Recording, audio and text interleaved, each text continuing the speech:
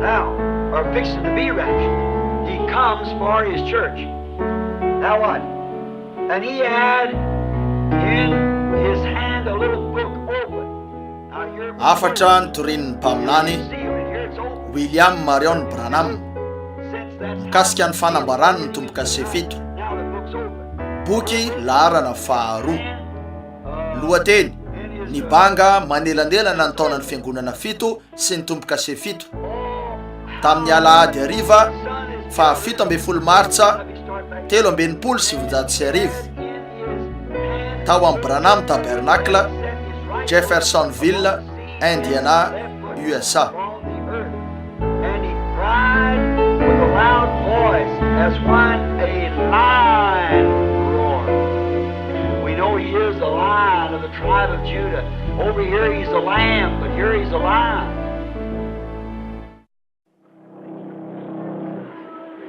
Good evening, friends. Miarabanareo ry sakaiza. Tena tombontsoa tokoa ny fahafahantsika miverina tao tranon'ny tompo androany hariva eto amin'ny fivoriana, sady mbola miravoravo ny amin'ilay mana azo tamin'ny maraina izay tena nitabetsaka ny fanahintsika tokoa tamin'ilay fanatrehany lehibe. Fa ankehitriny anio hariva ny ananantsika eto atombotsika amin'ny loha hevitra hoe ny banga manelanelana ny taonan'ny fiangonana fito sy ny tombo-kase fito. Vao niresaka tamin'ny sakaiza iray aho anitolakandro, ary angamba raha sitrapon'ny tompo amin'ity fahavaratra ity raha tsy mitondra any an-trano izy na raha tafaverina ka tsy lasa nampitan-dranomasina na any amin'ny toerakafa, dia ho tiako ny iresaka indray ny amin'ireo tropetra fito farany. Hitanareo fa mifampitohy zany rehetra zany, ary koa misy an'ireo loza fito farany fa mifampiditra miaraka io rehetra io arak'izay ho hitantsika arakaraky ny androsoana.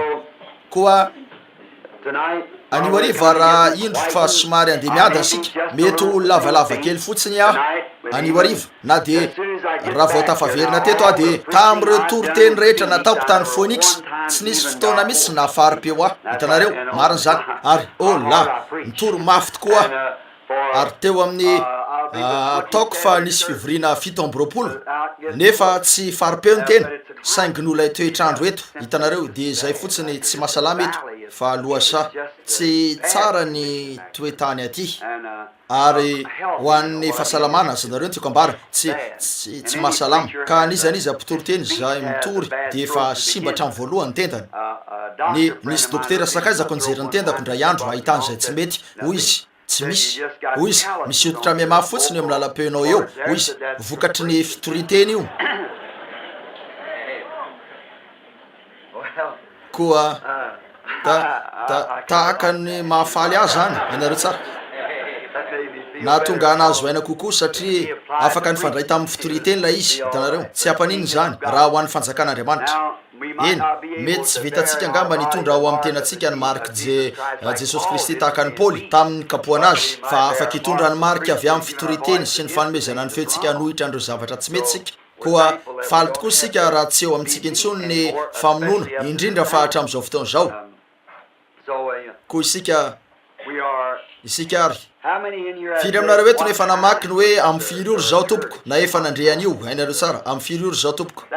Somary nanahira-tsaina kely azy zany, raha tsy nihainao an'io nareo dia riko na fomba ahoana na ahoana raha mba misy andrenesanareo azy zay fomba hitanareo. Karazany nanahira-tsaina io tiako ampidirina moramora nefa zany alohan'ny hanomboana ny fivoriana.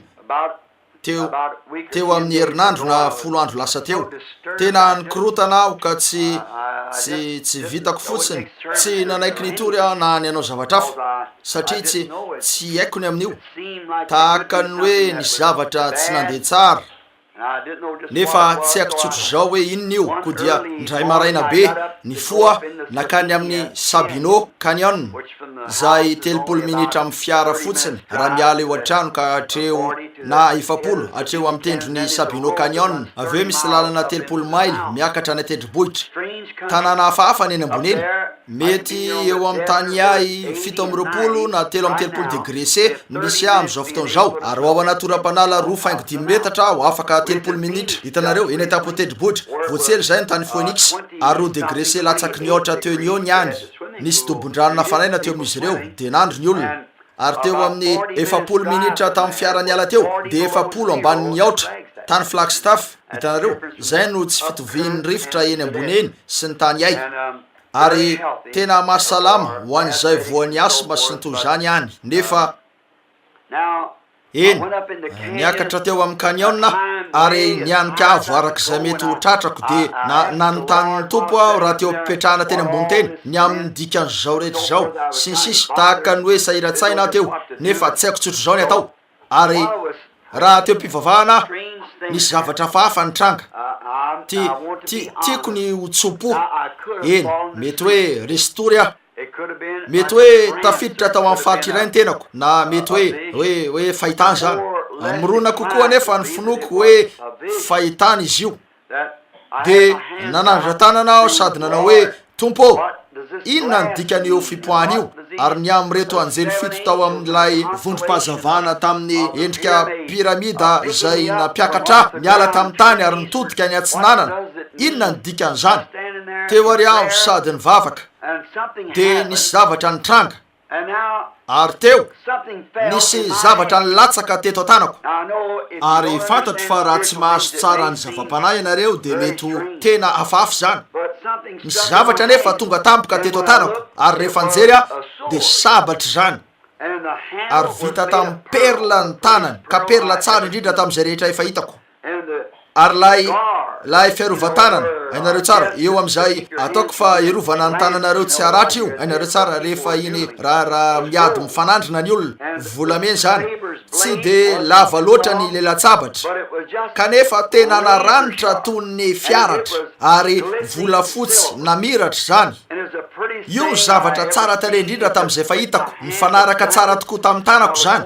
de no azonoko la izy hoy a tsara taresy ty no jereko tsara zany de hoe anakapo fa ainao tsara fa natahoranao hatrany ny sabatra azo lazaina fa faly any ny tenako raha tsy niaina tamin'ny andro zay nampiasana azy reny satria atahorako ny antsy koa de hoy anakapo inona no ataoko am'ty ary raha teo ampiazonana an'io aho nisy feo tonga avy tany hoany nanao hoe io no sabatry lay mpanjaka de niala teo amiko zany koa nanontany tena aho ny am'izay dikany hoe io ny sabatry lay mpanjaka de hoy anakapo raha nylazy zany hoe sabatry ny mpanjaka de mety ho azoko ny dikany saingy o zany hoe ny sabatry lay mpanjaka koa mety tsy nazava-tsara tamiko zany nefa hoy anakapo anakiray ihany zany lay mpanjaka de Andriamanitra ary ity no sabany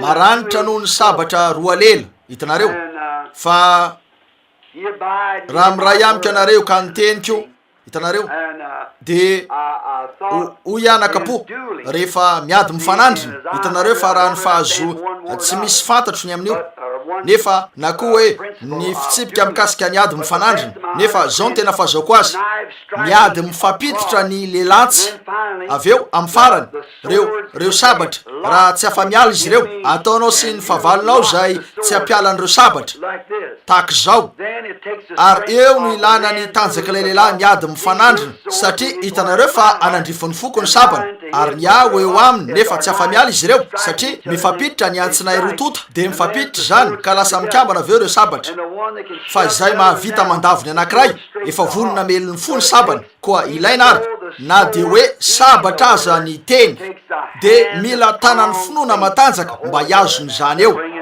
ka hitondro zany eo amin'ny fon'ny fahavalo eny tsy nalalandreto zavatra reto ah fa fotsiny zay rehetra noraisiko avy aminy ka azoko ambara de efa nambarako anareo ko dia ainareo tsara inoko zany fa tsy nitompontsika avano ny laza fa zay rehetra noraisiny avy tamin'ray de nambarany ka tsy nisy nafenina ko dia tiatsika ny anao andro zavatra eo arakarak'izay fomba hiaviny eny raha tena anana fahendrena sy vavaka mariny ianareo de azo antoka fa isy zavatra zava aminareo tsy hoely eny isy zavatra izay antenaiko fa ho voambara ankehitriny ao amin'ity boky ty andesika rehetra ankehitriny amantika eo amin'ny toko fahadimy amin'ilay boky na antsona hoe ny fanambarany Jesosy Kristy eny raha pitsoariva ny tompo-kase voalohany fa mpitaingin-tsoavaly efatra ny misy eo amin'ny fisokafan'ireo tompo-kase efatra voalohany anankiray avy isaky ny misy tompo-kase mamely ny tany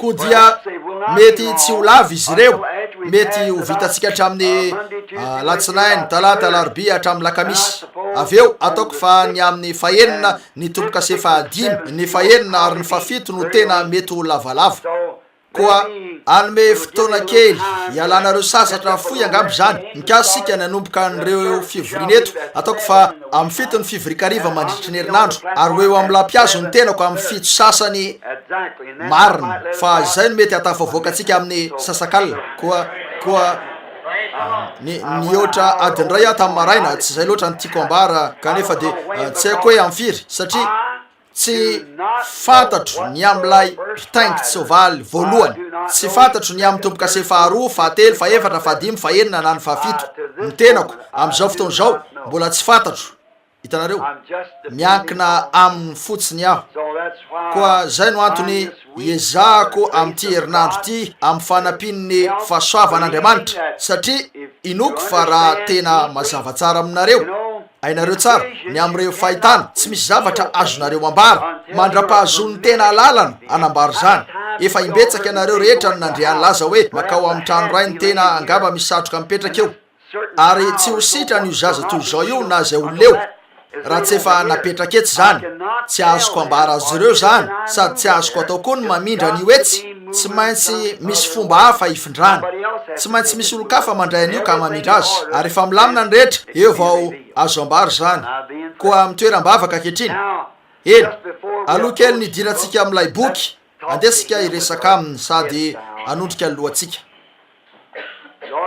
tompo jesosy eo samy tsy misy mahavita teny izahay tsy hosanay velively ny anandrina niditra amin'ity boky masiny ity am'izao ora masina indrindra izao izay ahitana nyreo fanahy eo am-piandrasana ny hoaviny eo amin'ny fotoana ka tsy angataka tompo an'ilay anankiray tokana izay afaka anambarany ity boky ity mba androso ankehitriny ka hitan'ireo ezaka kely ataony ny mpanomponao ta io miteny raha toka hotoriny zany ivoaka amin'ny herin'ny fanahany e zany ary aoka ny tany ara-panahy ny amin'ny reo zay nona sy mangetaeta ny ahalala ny fahamarinana sy ahalala ny sitrapon'Andriamanitra ilatsakeo ane zany ka amo araka ny karazany ekeo zany tompo ho anao ny dera rehetra ahita sakafo sy hosotrona avy amin'ny tenany e zay nona sy mangetaeta angatanay amin'ny anaran'i Jesosy lay resan'ny fanambarany zany amen koa ankehitriny amadika ao amin'ny toko fahadimy sika eny tsy ny tompo-kase fito akory ty fa ny banga manelanelana ny taona ny fiangonana sy ny tompo-kase fito eny misy ihany koa ny toko fahenina amin'ny ary nisy toko faefatra zay no izy amin'ny apokalipsy ary tahaka ny hoe fanambarana ny zavatra hitranga ao arin'ny fiakaran'ny fiangonana no misy ao amin'io fa nakarina ny fiangonana eo amin'ny apokalipsy toko fahatelo ary tsy miverina izy mandra-pahatonga ny apokalipsy toko fahasivy amby folo hitanareo noho izany tsy mandalo fahorimbe ny fiangonana fantatro fa mifanohitra amin'ny ankamaron'ny mpampianatra rehetra zay ny resaka tamiko zany nefa tsy anao zay ampatesitra no tadiavitra tiako ny ho rahalanareo nefa tsy maintsy ampianariko arak'izay fahitako azy zany raha tsy zay no ataoko de tsy vitako ny anakambana an'io hitanareo kanefa na miakatra alohan'ny fahorimbe zany na aorin'ny fahorimbe de tiako niakatra miaraka aminy zay ny tena zava-dehibe koa tamin'ireo zavatra reo mamina vina fotsiny sika satria no za tsy manam-pahaizana de endrika no alaiko mijery aho ary mahita ny am'izany na ny am'izay nisy tao amin'ny testamenta taloha zay endrika na aloko ny vaovao de manana fiheverana iray ah eo ny am'izay maiziny vaovao. Hitanareo ohatra raha niditra tao amin'ny samby fiara talohany ny seniny fahorimbeno ah endriky zany, nefa na de talohan'ny dirano ah tao amin'ny samby fiara mihitsy azy efa niakatra ianao ka. Hitanareo talohan'ny nisy zavatra nitranga ary natsona nivoaka ny Sodoma Lota raha mbola tsy nisy mihitsy ny fahorimbe na ny fampitehana, fa Abrahama kosa de teny ivelany io tamin'ny fotoana rehetra. Hitanareo endriky zany, fa ankehitriny amaky ny andininy voalohany sika, amaky andininy roa na telo voalohany am'izany ah, ary hitako fa indro nisy boky voasoratra tao anatiny sy teo ivony voapetaka mafy tamin'ny tombo-kase fito teo tanakavana lay nipetraka teo ambony seza fiandrianana. Ary hitako fa indro nisy anjely mahery niantso tamin'ny feo mafy hoe iza ny mendrika hanokatra ny boky sy amany tombo-kaseny. Ary tsy nisy olona tany an-danitra na tetỳ an-tany na tany ambaniny na tany ambanin'ny tany na sokatra ny boky na najery azy. Boky re zany. Ary nitomany mafy aho satria tsy nisy olona hita mendrika ny anokatra sy amaky ny boky na ijery azy. Eny ny hoe tsy mendrika aveny resahana, tsy mendrika na nijery zany azy, tsy nisy olona nataiza nataiza.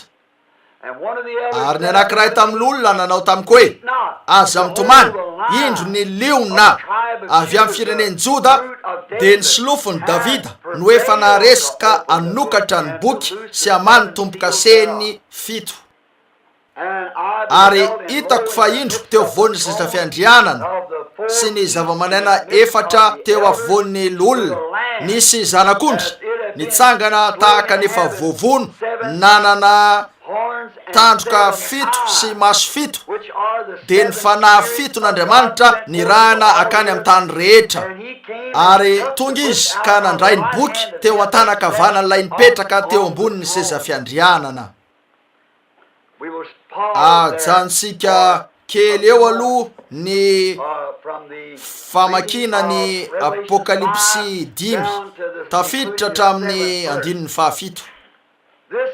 Io boky vo isy tombo-kase fito io de voambara amin'ny fotoan'ny kolotrokorana fito amin'ny Apokalipsy 10. Eny raha mandray an'izany antsoratra ianareo andesika matoko amin'ny Apokalipsy 10 fotoana fohy mba azahoanareo azy mialohan'ny idirantsika amin'io. Eny amin'ny andro farany eto satria enoy hitako fa indro nisy anjely mahery anankiray koa nidina avy tany an-danitra sady nitafiraoana ary niavana teo amin'ny lohany raha tsikatrareo Kristy io. Hitanareo satria natsona ho anjely ny fanekena izy tao amin'ny testamenta taloha fa tonga avy hatrany eo amin'ny jiosy izy eto satria efa tapitra ny any fiangonana. Hitanareo eny ary nitavany tahaka ny masoandro ary ny tongony tahaka ny andriafo. Tsaronareo ve le anjely ao amin'ny Apokalipsy voalohany mitovy ihany, ny anjely de iraka ary izy no iraka ho an'ny Israely. Hitanareo efa nakarina ny fiangonana. Hitanareo eny na efa vonona ny akarina ho an'ny fiangonana no iaviny. Ankehitriny zareo ary nitana boky kely nivelatra teny an-tanany izy. Eny teto nikatona sy voisy tombo-kase zany, fa eto misokatra zany, nisokafana zany hatramin'ilay fotoana nanaovana tombo-kase azy no idirantsika anio arivo, fa misokatra ny boky eto. Nisy boky kely teny an-tanany teny amin'ny misokatra zany. Ary ny masoandro tahaka ny andriafo andrasikely aloha avelao amerina maky eto. Ary nitana boky kely nivelatra teny an-tanany izy ary nabany ny tongony ka ny ankavanany tamin'ny ranomasina ary ny ankaviany tamin'ny tany. Ary niantso tamin'ny feo mahery izy tahaka ny fierony liona. Fatatsika fa liona avy amin'ny fireneny Joda izy, zanak'ondry izy teto, saingy liona izy eto. Hitanareo ary no niantso izy dia nikotroka nikotrokorana fito. Eny ny raha ny Jaune mba anoratra ny zavatra hitany de nalainy io apôstôly sady mpaminany io ny penina mba hanoratany an'io, ary rehefa nikotroka nikotrokorana fito de efa anoratra kanjo nare feo avy tany an-danitra nanao hoe asio tomboka se zay efa nitonony nikotrokorana fito fa aza soratana. Eny zay ny zavatra tsy fatatsika, mbola mila hovoambary zany tsy ao anaty soratra masina io, de zay voalaza ndreto kotrokorandreto. Ary ny anjely lay efa hitako dia nitsangana teo ambony ranomasina sy teo ambony tany ka nanangana ny tanany ho amin'ny lanitra. Eno eto, ary ninina tam'izay velona mandrakizay de lay nahary ny lanitra sy ny ao aminy ary ny tany sy ny ao aminy, ary fa tsisy andro intsony. Jereo, eto lay andiny tiako atongavana, fa amin'ny andro itsofan'ny anjely fahafito, rehefa anomboka itsoky izy de ho tanteraka ny zava-miafina zay an'Andriamanitra araka ny teny somafaly nambarany tamin'ny mpaminany mpanompony. Koa hitanareo fa ho voambara ny zava-miafiny ty boky vo isy tomboka se fito ty amin'ny tsofana ny afatra lay anjely ny fiangonana fahafito. Hitanareo, manomboka mitsoka ny anjely fahafito de indro fa natao antsoratra eo reo afatra, ary ananatsika amin'ny oronampeo sy amin'ny endrika boky zany koa amin'ny fiandohaniny fitsofan'ny afatra de tokony efa ho tanteraka ny zava-miafin'Andriamanitra. Eny amin'io fotoana io, eny atsikatro sika fa tsy ho voambara ny boky ny zava-miafin'Andriamanitra mandra-pitsofana ny afatra lay anjely fahafito. Eny anandanja tokoa reto teboka reto mandritra ny tomboka se azoko antoka, satria tsy maintsy mifamaritra avokoa ny ampahany amin'izany. Voasoratra amin'ny fomba miafiny zany, satria tsy misy olona mahalala an'io na aiza na aiza, Andriamanitra irery, Jesosy Kristy. Hitanareo, koa nefa de boky izy io, boky misy zava-miafina, boky ny fanavotana izy io. Hiditra am'izany sika afaka fotoana fohy, fa fatatsika eto fa tsy ho fantatra tanteraka mihitsy io boky ny fanavotana io no fakafakainy zany nandritra reo taona ny fiangonana enina, fa any amin'ny farany rehefa manomboka mitsoka ny zava-miafina ny anjely fafito de ho faranany avokoa reo zay no fakafakainy reto olo reto nefa tsy nahitany valiteny, ary midina avy any amin'Andriamanitra reo zava-miafina amin'ny endrika tenin'Andriamanitra ka manambara ny fanambaran'Andriamanitra feno, de lasa mazava ny mandriamanitra an'Andriamanitra sy ny sisa rehetra eo. Reo zava-miafina rehetra ny amin'ny taranaky menarana sy reo hafa koa de tokony ho voambara. Eny hitanareo fa tsy zavatra fironoko fotsiny zany, fa de zao lazainy tompo zany, ho vakiko aminareo avy ao amin'ny boky zany, amin'ny tsofan'ny afatra lay anjely fahafito de ho tanteraka ny zava-miafin'Andriamanitra zay nambara tamin'ireo mpaminany masina, de reo mpaminany zay nanoratra ny teny fa amin'ny tsofan'ny taona ny fiangonana fahafito, lay taona ny fiangonana farany, reo zay tsy nahitana valiteny rehetra ka ny fakafakainy nandritra ny reto taona ny fiangonany reto no hiaraka ho voava. Ary rehefa miva reo tomboka se ka voambara ny zava-miafina de midina ilay anjely lay iraka Kristy mametraka ny tongony eo ambonin'ny tany ary eo ambony ranomasina misy avana eo amin'ny lohany. Eny tsaroa fa eto an-tany ty anjely fafity amin'ny fotoana isiny io fiaviany io, taka ny nanomezany Jaona ny afany any tamin'ny fotoana zay niaviany ny Mesia tamin'izany andro zany, nahalaly Jaona fa ahita azy izy satria izy no ampiditra azy.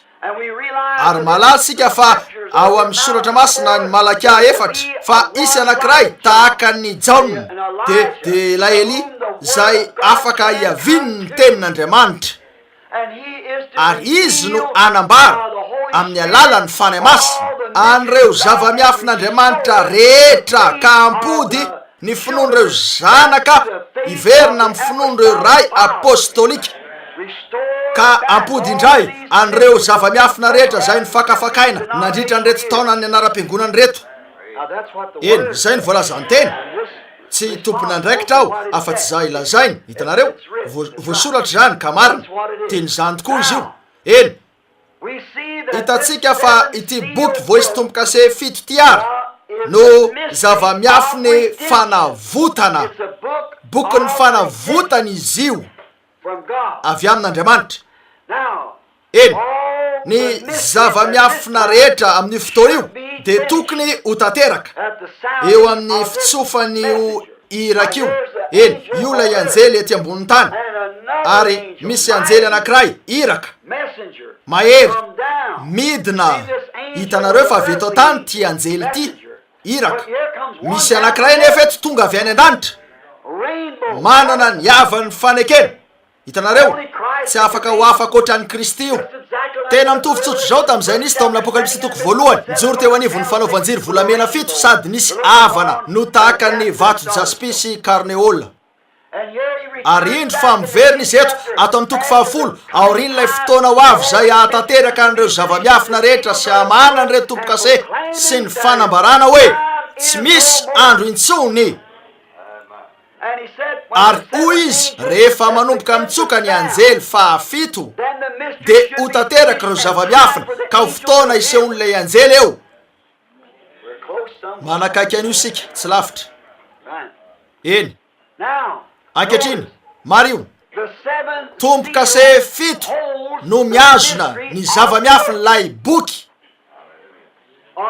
mandra-pahafahatsika mahita nyzay natao tompo-kase tato am'reto tompo-kase 7 reto de ny mamina vina ny reto zavatra reto fotsiny no ataotsika.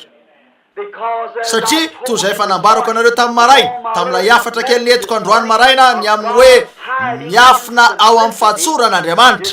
Hitanareo fa azo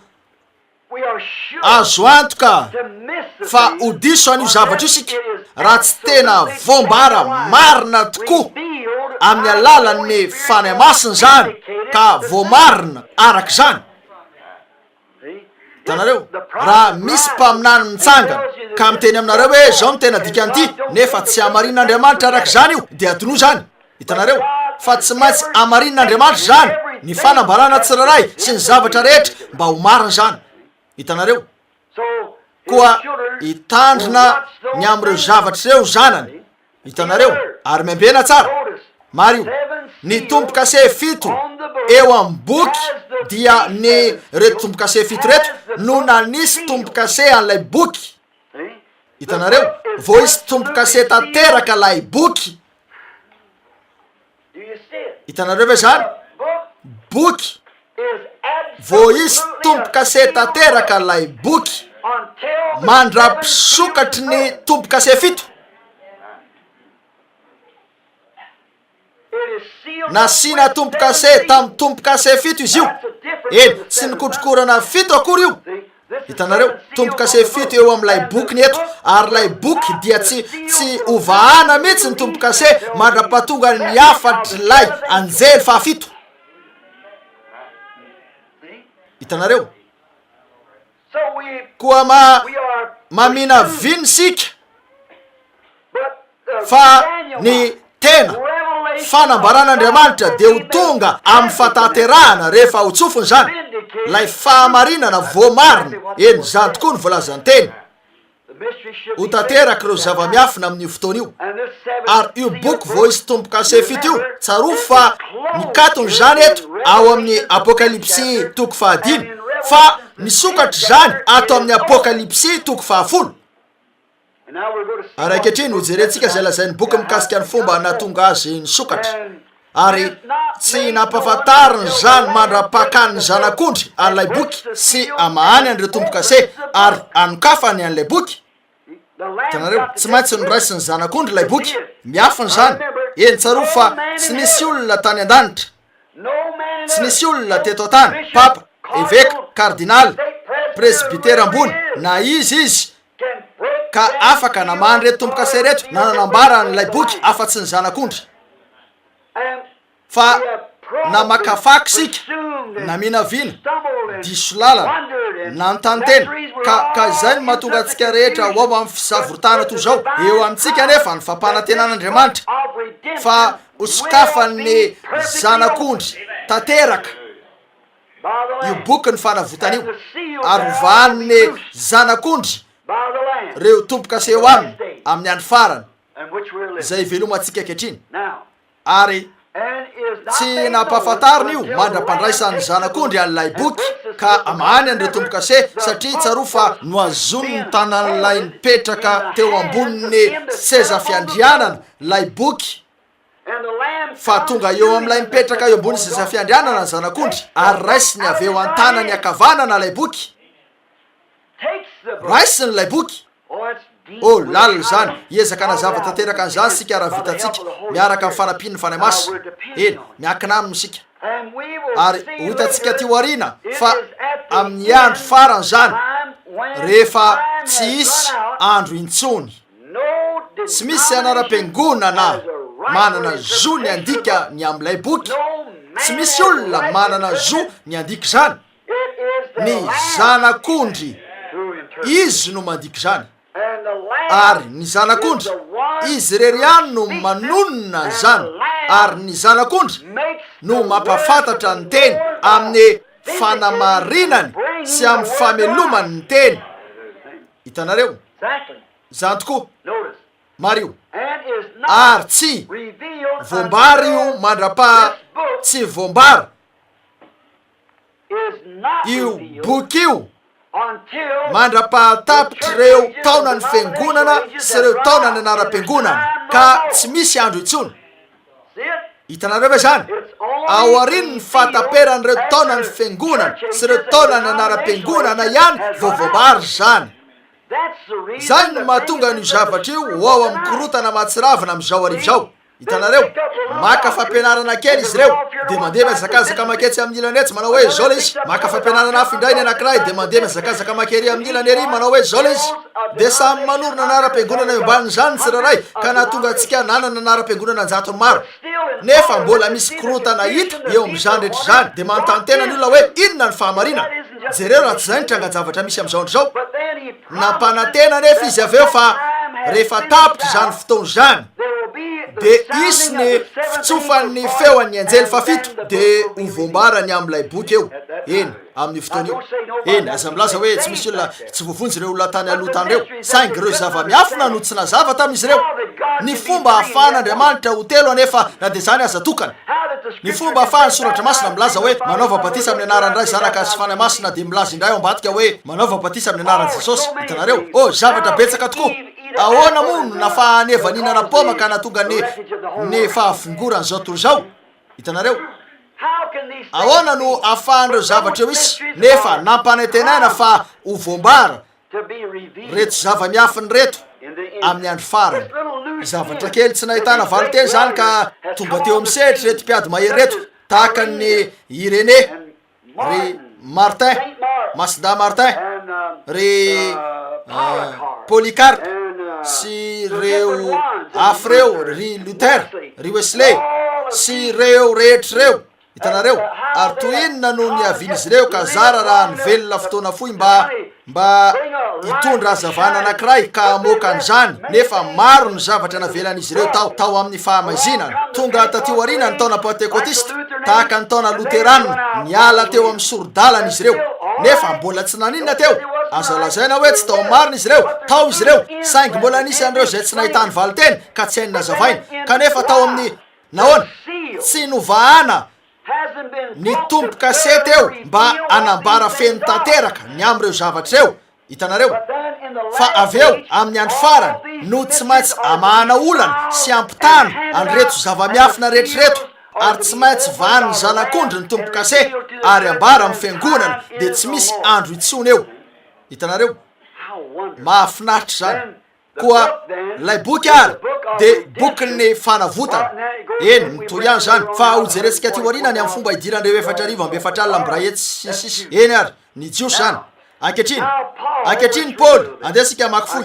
manana ndray soratra masina vitsy reto aho ary ataoko fa tokony maky azy ireo sika eny andesika rehetra matika Paoly ao amin'ny Efesianina voalohany maro no hitako manoratra manana boky izy ireo ary soratany soratra masina Mariany ao baibolina mba azoana azy miaraka koa tena tsara zany tiako ataonareo zany de mandehanana trano ary dinio zany hitanareo fa raha ianareo mihitsy no mamadika anio de ho mazava kokoa aminareo zany hitanareo dinio fotsiny zany ary angatao Andriamanitra mba hanampy anareo azo ankehitriny andesika maky soratra masina anankiray izay soratako eto Efesianina voalohany 13 sy 14 eny ao aminy ko ianareo rehefa renareo ny tenin'ny fahamarinana de ny filazantsara famonjena anareo ao aminy rehefa nino no nasiana tombo-kase tamin'ny fany masina araka ny teny fikasana zay no santatry ny lovantsika ho amin'ny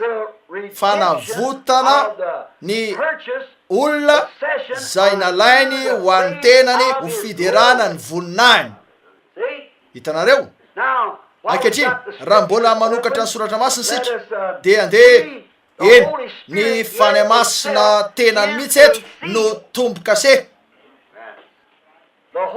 tombo-kase ny fany masina fa midika ho inona ny tombo-kase asa efa tanteraka ny fany masina dia tombo-kase ho an'ny isam-batan'olona ary eo amin'ny olona io rehefa mandray ny fany masina izy dia tapitra eo ny andro fisetona ho azy hitanareo satria asa efa tanteraka zany ohatra niasa tamin'ny orinasandalaby hafa iny ary nameno kalesy dalaby tamin'ireo finosakanina sy ireo zavatra maro hafa avy amin'ilay orinasa mpanao finosakanina zay ary efa teo talohan'ny nahafahan'ilay kalesy dalaby io nasiana tombo-kase de tonga eo lay mpanamarina mba hijery raha tena mety ny fomba namenony an'io kalesy dalaby io raha tsy zany raha vao isy fietsehana mafy nantory zany de hiparitaka sovaky io ka ho tompona andraikitra ny orinasandalaby fa iza tsara ny rehetra io mpanamarina io hoe milamina amin'ny toerany tsara ve ny rehetra raha tsy zany de tsy nekely lay kalesy dalaby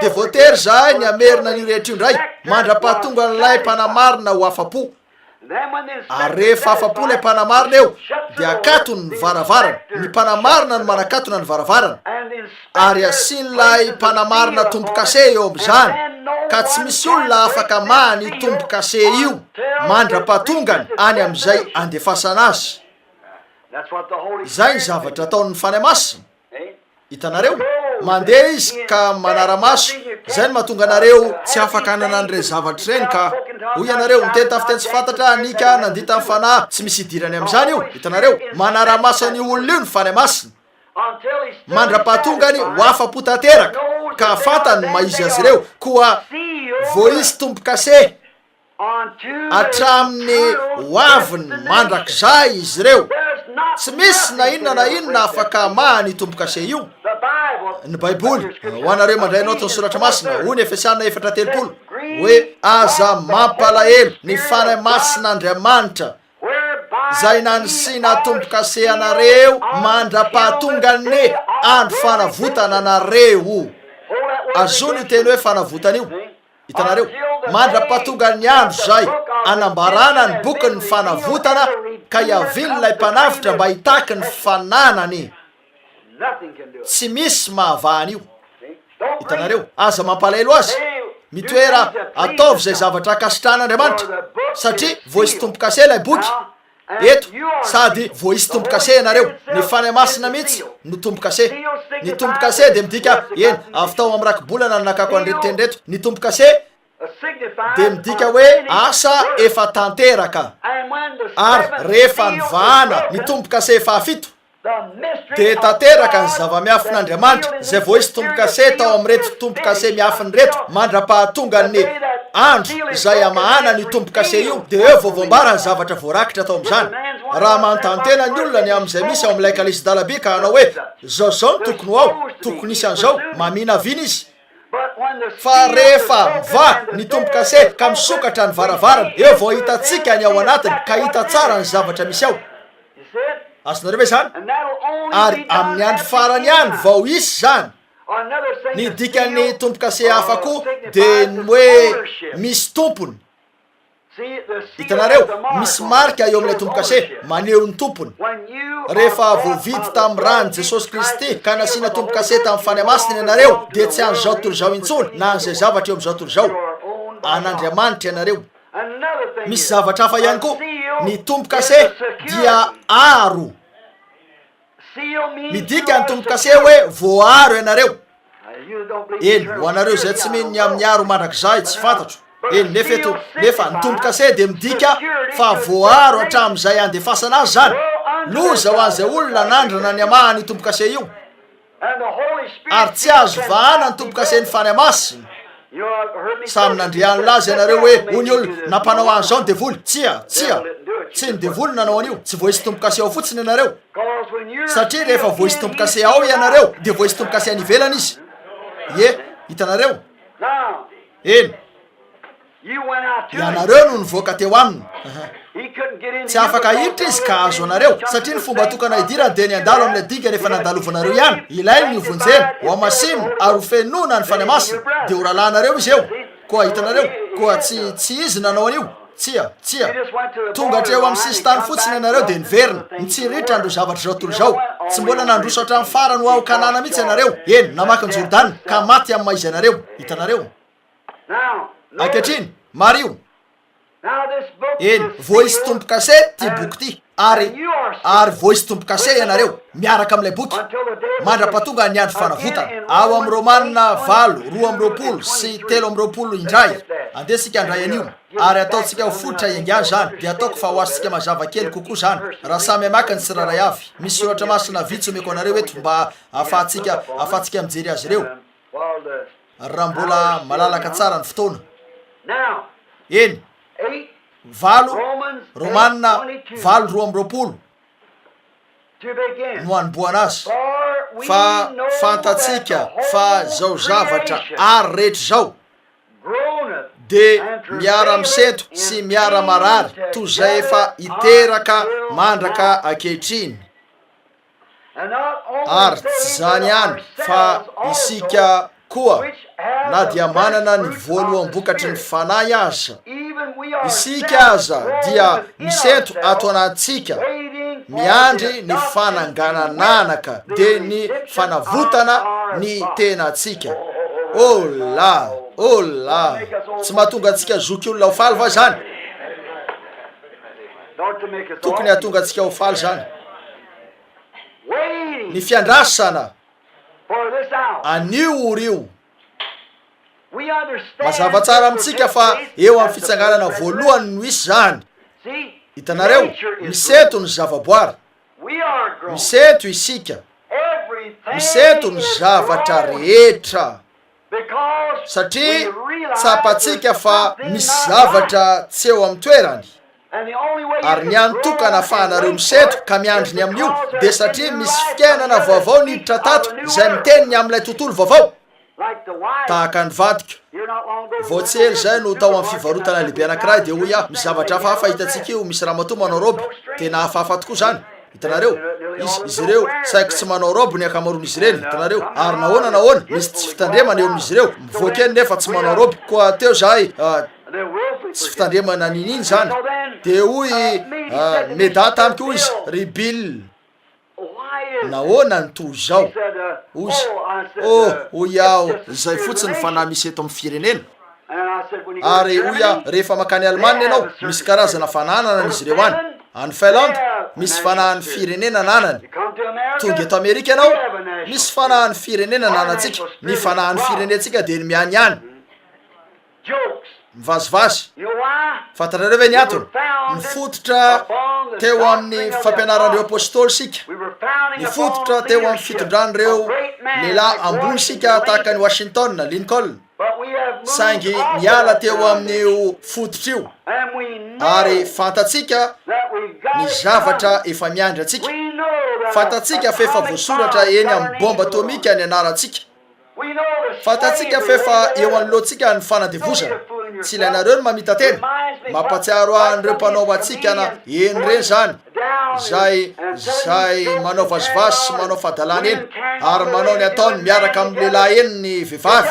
Mampatsiaro ahy ty zazalahy kely nandeha namaky fasany zany, misioka izy miezaka ny ampin'ny tenany hoe tsy natahotra, azo antoka fa natahotra izy. Hitanareo, tsy misy fitahany am'izany, izay no antony mampisioka azy. Hitanareo, miezaka ny laza izy hoe tsy matahotra nefa matahotra, ary zay ny olana misy ankehitriny.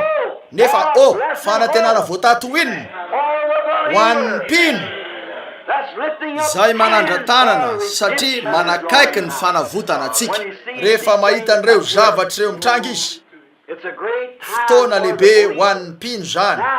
Eny, reto zavatra reto fa misy fisetona ao amin'ny tenatsika momba efa nandinika ny azo va ianareo. Toinona no itolomany mba ho velona, te ho velona izy ary dinio ny biby.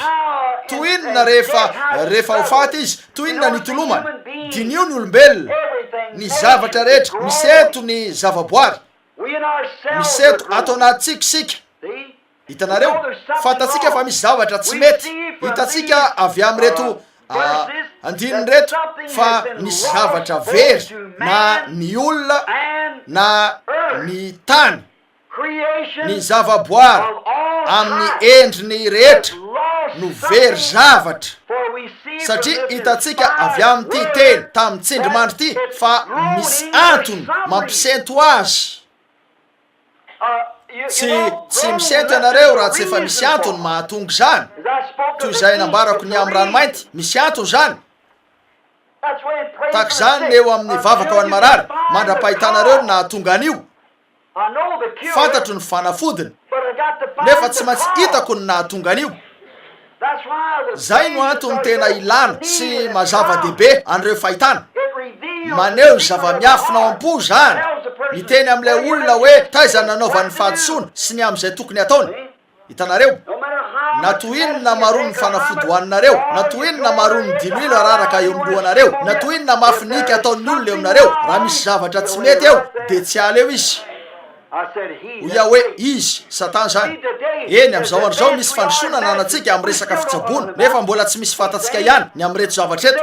Hoy ianareo, misy mamiadana eo aminy fa tsy misy heviny zany fa zay fotsiny no anarana omena azy, zay no anarana omeny fitsaboana azy, ho mamiadana.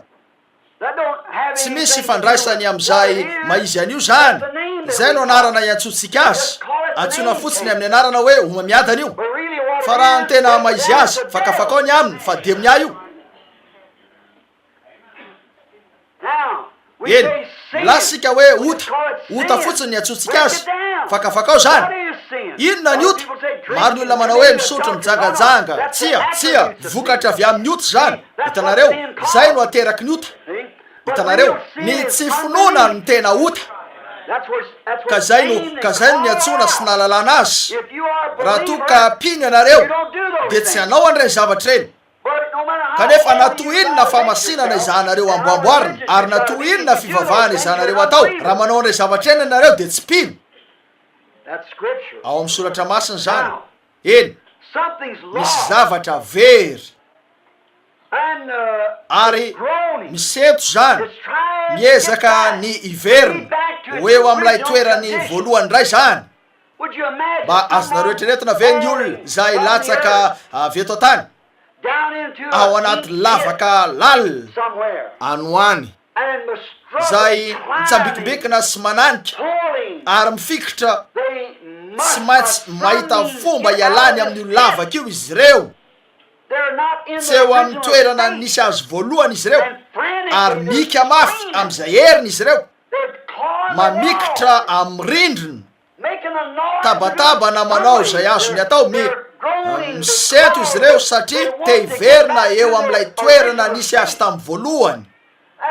Toy ny olona anankiray zay voan'ny aretina sy fanantenana maro isan-karazany. Nisy fotoana izy tsy toy zany ka miseto izy ireo naona. Misy tsy mety eo aminy, misy zavatra tsy eo amin'ny toerany, de miseto izy ireo ka miezaka ny verina eo amin'izay nisy azy fony salama. Koa raha miseto arak'izay voalazan'ny Baiboly, ny zavaboary sy ny olona, maneho zany fa misy zavatra hoe tsy eo amin'ilay toerana tokony isy azy izy ireo, nisy nalavo azy tany hoany. Eny, tsy mila olona sika andikan'io amintsika, hitanareo, satria mazava ho azy fantatsika fa avy teo amin'ny fiainana mandrakizay no naalavo azy ireo, ka very ny zony ny amin'ny fiainana mandrakizay tamin'ny fahalavon'ny Adama sy Eva, zay lavo miala tamin'ny fiainana mandrakizay ho amin'ny fahafatesana tao amin'ny Saedena, ka nitondra ny zavaboary rehetra zay teo ambanin'ny fahefana ho amin'ny fahafatesana. Tsy maty mihitsy ny azo talohan'ny Adama, tsy nisy biby hoe ho faty talohan'ny Adama, ary zavatra tokana ihany no tsy afaka ho faty dia Andriamanitra, satria mandrakizay izy, ary izy ihany ny fomba tokana ahafahantsika voaro amin'ny fahafatesana. Ilayntsika ny manana fiainana mandrakizay atao anatintsika mba ho zanaka lahy zanakavavin'Andriamanitra. Fa tamin'ny fotoana nahafaty antsika, araka ny voalazako tamin'ny 4 ny maraina, tamin'ny ota dia nivarotra ny fizokintsika isika ka niotra ny otevan'io. Eny, ny otra ny faritra takatr'Andriamanitra isika teny ambadika io ilan'ny tevan'io. Eny, mazava ho azy fa rehefa lavo tamin'ny fahafatesana Adama dia netiny teo amin'ny zavaboary rehetra ny fahafatesana. Eny, nomena safidy malalaka izy, nomena azy ireo tahaka antsika ihany zany mba anaovana safidy. Eny, Adama sy Eva nisy azo fahalalana ny tsara sy ny ratsy teo anatrehan'izy ireo tamin'ny voalohany, ary mipetraka eo anatrehany tsiraray amintsika io azo io. Hitanareo, tsy hoe nataon'Andriamanitra ho an'ny Adama na ho an'ny Eva hoy ianareo fa fahatsoan'izy ireo zany. Tsia, tsy zay tsony ankehitriny, fahatsoanareo zany. Tsy azonareo alefa eo amin'ny Adama zany ankehitriny, tsy maintsy alefanareo eo amin'ny tenanareo ihany, satria napetraka eo anatrehanareo ny tsara sy ny ratsy toy ny teo amin'ny Adama sy Eva ihany ny fototra misy atsika. Nefa hitanareo fa rehefa navotana isika dia tsy ny safiditsika manokana intsony no tadiavintsika, fa ny safidy no tadiavintsika. Hitanareo, eny, nitady ny safidiny manokana Adama sy Eva. Nitady izy ireo ny ahita hoe toinony zany manana faindre zany, ko dia namakafakany amin'io izy ireo, ka zay no niteraka fahafatesana. Ankehitriny rehefa navotana ny olona iray dia tsy rarahiny intsony ny anana maripaizana ambony, tsy rarahiny intsony reo zavatra zao tory zao, ny fahendreny zao tory zao, tsy misy safidy tadiaviny intsony. Kristy no efa safidiny, ary zay dia ampy, navotana izy. Tsy te hitarika ny tena ntsotro zao izy, tsy mila olona hiteny aminy amin'izay toerana ale izy na zay zavatra atao, miandry fotsiny izy ka mahita eo safidin'ilay pahary azy. Hitanareo, dia mandeha amin'ny anaran'ilay pahary azy izy rehefa mibaiko azy andeha ilay pahary azy. Mitady fahendrena nefa ny olona zao no tiany hita, fa tsara ihany ty paroasy ty, saingy mahazo karama bebe kokoa etsy, ko dia hoany aho. Hitanareo, fahendrena. Ankehitriny rehefa nanota Adama tamin'ny fiainona ny fandinian'ny vadiny raha tokony hiazona ny tenin'Andriamanitra, dia zay no nahatonga ny Adama ho nanota, na nandinika teo amin'ny Satana ny vadiny ka naseho any teo amin'ny Adama ny zavabitany, dia nafony Adama ny teny ary namidy ny rehetra. Very teo aminy ihany koa ny lovany, rehefa very teo aminy ny fiombonany sy ny zony ho amin'ny fiainana. Tsaroa fa amin'ny andro zay nananao azy ho faty ianao amin'io andro io, ary rehefa very teo amin'ilay fiainana nananana dia very teo aminy ihany koa ny lovany teo amin'ny fiainana, satria teo amin'ny fanapahana faratapony feno ny tany. Izy no Andriamanitra ny tany. Andriamanitra no Andriamanitra ny tontolo tsy hita manerana ny rehetra, fa ny zanany no nanana ny ty tany ty teo ambanin'ny fanapahana. Afaka ny teny izy, afaka nanome anarana, afaka ny laza, afaka nampitsahatra ny natiora, afaka nanao zay rehetra tiany atao. Hitanareo, saingy rehefa natao zany dia very ny lovany. Eny, afaka ny laza Adama hoe aoko ty tendrombohitra ty findretsy dia ho nisy zany. Afaka ny laza Adama hoe aoko ty hazo ty iongotra ka niretsy dia ho nisy zany. Hitanareo, satria teo aminy fanapahana feno sy faratapony toy ny Andriamanitra kely, teo ambanin'ilay Andriamanitra raitsika izy, satria zanak'Andriamanitra. Ankehitriny moa tsy afaka hijanona kely eo amin'izany sika ka tena hitory-teny. Hitanareo, koa raha nanadio any iverina ary ny raha ahonany amin'ny ankehitriny. Hitanareo, jereo ny nataon'io zanak'Andriamanitra io, lay Adama faharoa. Hitanareo, nefa ozy ny asa ataoko no ataonareo koa. Hitanareo, very teo amin'ny Adama ny lovany, ny tany. Eny, niala teo amin'ny tanany hoeo amin'ilay nivarotany azy zany satana namidiny ny finoany an'Andriamanitra ho amin'ny fandiniha satana. Noho izany lay fiainana mandrakizay nananany lay zony ho amin'ny azonaina, lay zony amin'ny tany azy zany teo, nefa nafony hoeo an-tanany satana avokoa, nafindra ny ala teny an-tanany hoe ny an-tanany satana.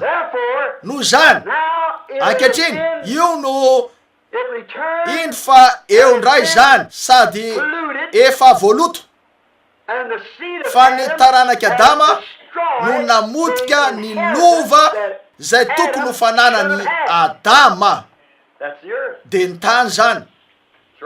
Marina zany eny ny taranaky Adama nijanonao ndray andro iny tany Tucson zay misy ahy, ary niresaka tamin'olona anankiray teny an-tampon-tendrombohitra mijery teny ambany teny zay, hoy aho ahoana ny eritreritrao fa 300 taona lasa zay nidina namakivaky teto amin'ny kalesy papagola iantitra, ary tao aoriny ny vady amanjana ny Indianina nandehandeha teny hoe velona ny adana tsara, tsy nisy fijangajangana, tsy nisy whisky, tsy nisy filokana, tsy nisy an'ireny teo anivony, velona nadio izy ireo.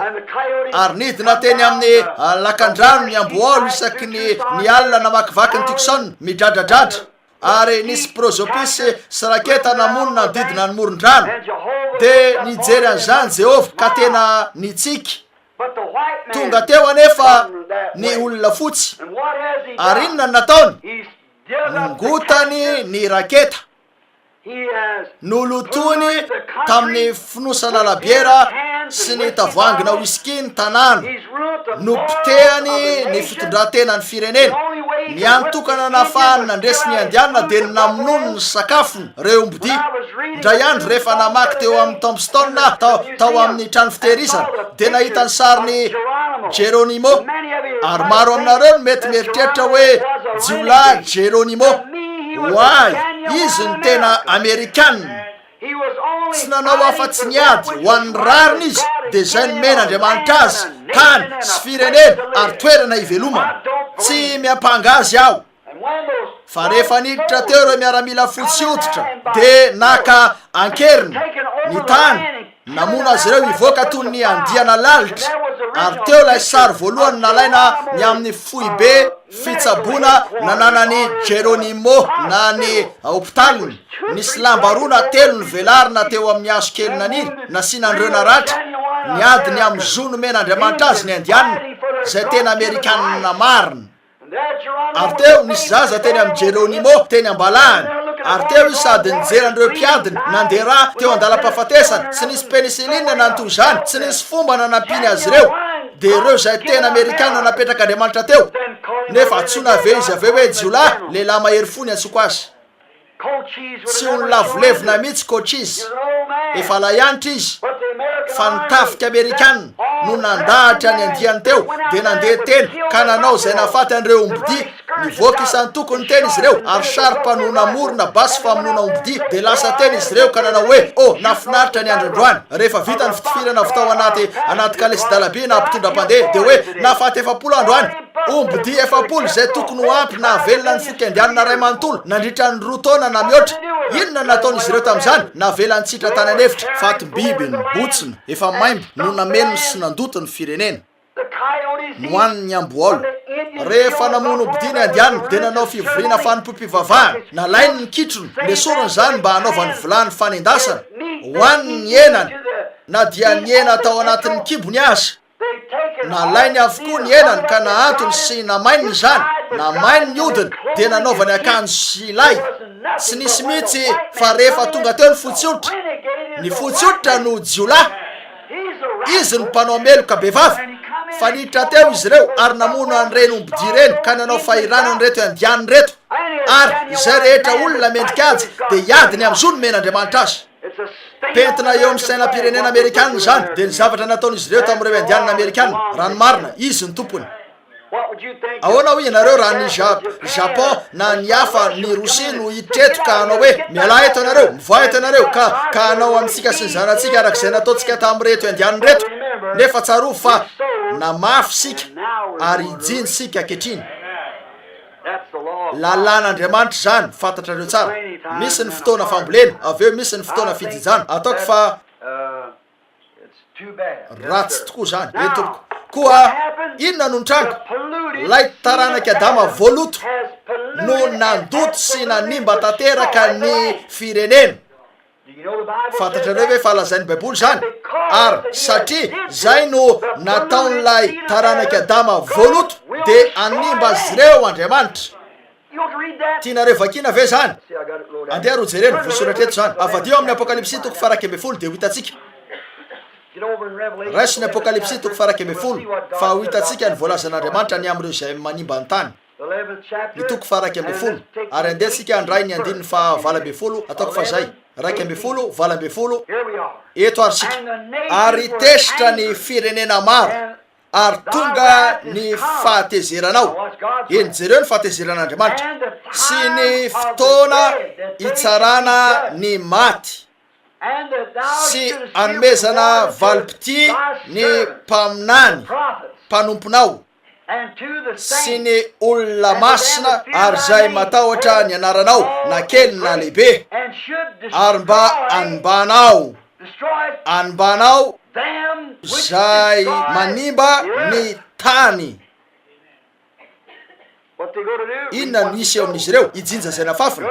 Zany tokoa raha mahita an'io tamin'ny renireny eny amin'ny arabe ianareo, firy am'ty alahady arivo ty, firy ny fijangajangana ataon'ny olona am'ty tanàny ty anio arivo, firy ny vehivavy andrava ny fianianany tamin'ny fanambadiana ao anatin'izao faritra madinika kely antsoina hoe Jeffersonville zao.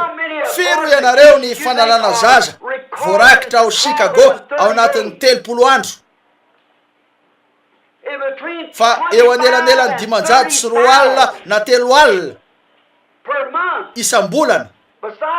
Akoatran'izay tsy voasoratra. Firy ny whisky sotrona eto amin'ny tanàna Chicago. Inona ho ianareo no mitranga Los Angeles ao anatin'ny ray alina? Impiry no nanonana foana ny anaran'ny tompo teto amin'ny tanànan'ny Jeffersonville androany. Tsaratsara kokoa ve ny ankehitriny sa tsaratsara kokoa ny tamin'ny fotoana natongavan'ny George Rogers Clark teo amin'ny zahatra? Hitanareo, nolototsika tamin'ny zava-malotsika mihitsy ny tany ary osomban'Andriamanitra zay manimba ny tany. Nilazan'Andriamanitra.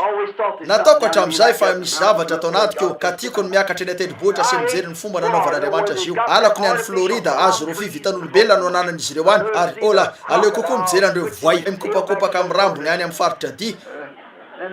Toy zay mijery an'io zavatra petapetaka sy ny sisa ataon'izy ireo a Hollywood de ireo famirapiratana ratsy rehetra sy ireo andiana mamolava ary ola ho fotsiny aho hoe ndray andro ye. Tsarovy anefa nanambara tamintsika ny Baiboly ao amin'ny Matio 5 hoe ny malemy fanahy no andovan'ny tany. Marina zany, ny malemy fanahy sy ny manetry teny no andovan'ny tany. O Jesosy sambatra ny malemy fanahy de ireo zay tsotra ka tsy miezaka ny ho lasa olona ambony malaza anankiray, izy ireo no andovan'ny tany. Nilazan'io Jesosy. Eny koa noloton'izy ireo zany ary animba azy ireo Andriamanitra fa ny malemy fanahy no andovan'ny tany aorinina nadiovana azy. Ankehitriny la eny lay didi-pananana voaroba ankehitriny de eo an-tanan'ilay tompony voalohany Andriamanitra tsy toa. Lay didi-pananana ny amin'ny tany sy ny amin'ny fiainana mandrakizay rehefa voaroba teo amin'ny Adamo zany, tsy afaka nandray an'io ny tanana malotony Satana. Ko de niverina tamin'ilay tompony voalohany zany Andriamanitra tena. Ho hitantsika zany afaka fotoana fohy iny fa mipetraka eo amin'ny fiandrianana izy sady ny an-tanany zany. Lay didi-pananana. Matsiaro tena tafiditra tsara. Lay didi-pananana ho amin'ny fiainana mandrakizay tsy azo lavina. Didi-pananana ho amin'ny fiainana mandrakizay rehefa voaroba teo amin'ny Adama no lay fahendrena ny fidiny teo amin'ny toeran'ny finoa zany de niverina teny an-tanan'ilay tompony de Andriamanitra tsy to zavatra lehibe zany. Eny ary eo ampiandrasana inona nataon'izany eo an-tanan'Andriamanitra miandry ny fitakina ny fanavotana. Nanao lalana ho an'ny fanavotana izy, nanao lalana iverenana izy, fa andray an'io indray ilay mpanavitra ndray androany. Hitanareo ve hoe aiza natokavantsika eto ijery an'io anankiray izay mipetraka eo amin'ny seza fiandrianana io isika. Eny ary eo ampiandrasana ny itakina n'ilay fanavotana de ny fanavotana azy. Inona ary io bokin'ny fanavotana io ditim-pananana io ditim-pananana tsy azo lavina io. Ho ianareo tsy azo lavina, inona dikany hoe tsy azo lavina?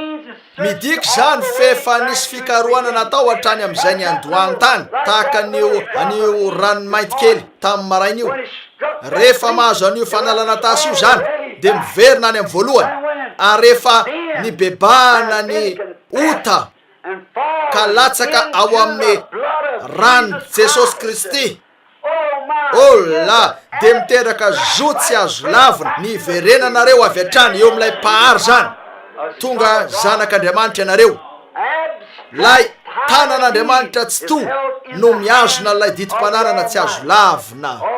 Oh la ny fanavotany de midika hoe fananana feno sy mazava tsara an'izay rehetra very teo amin'ny Adama sy Eva. Oh la inona ny tokony ataon'izany eo amin'ny kristiana nateraka indray?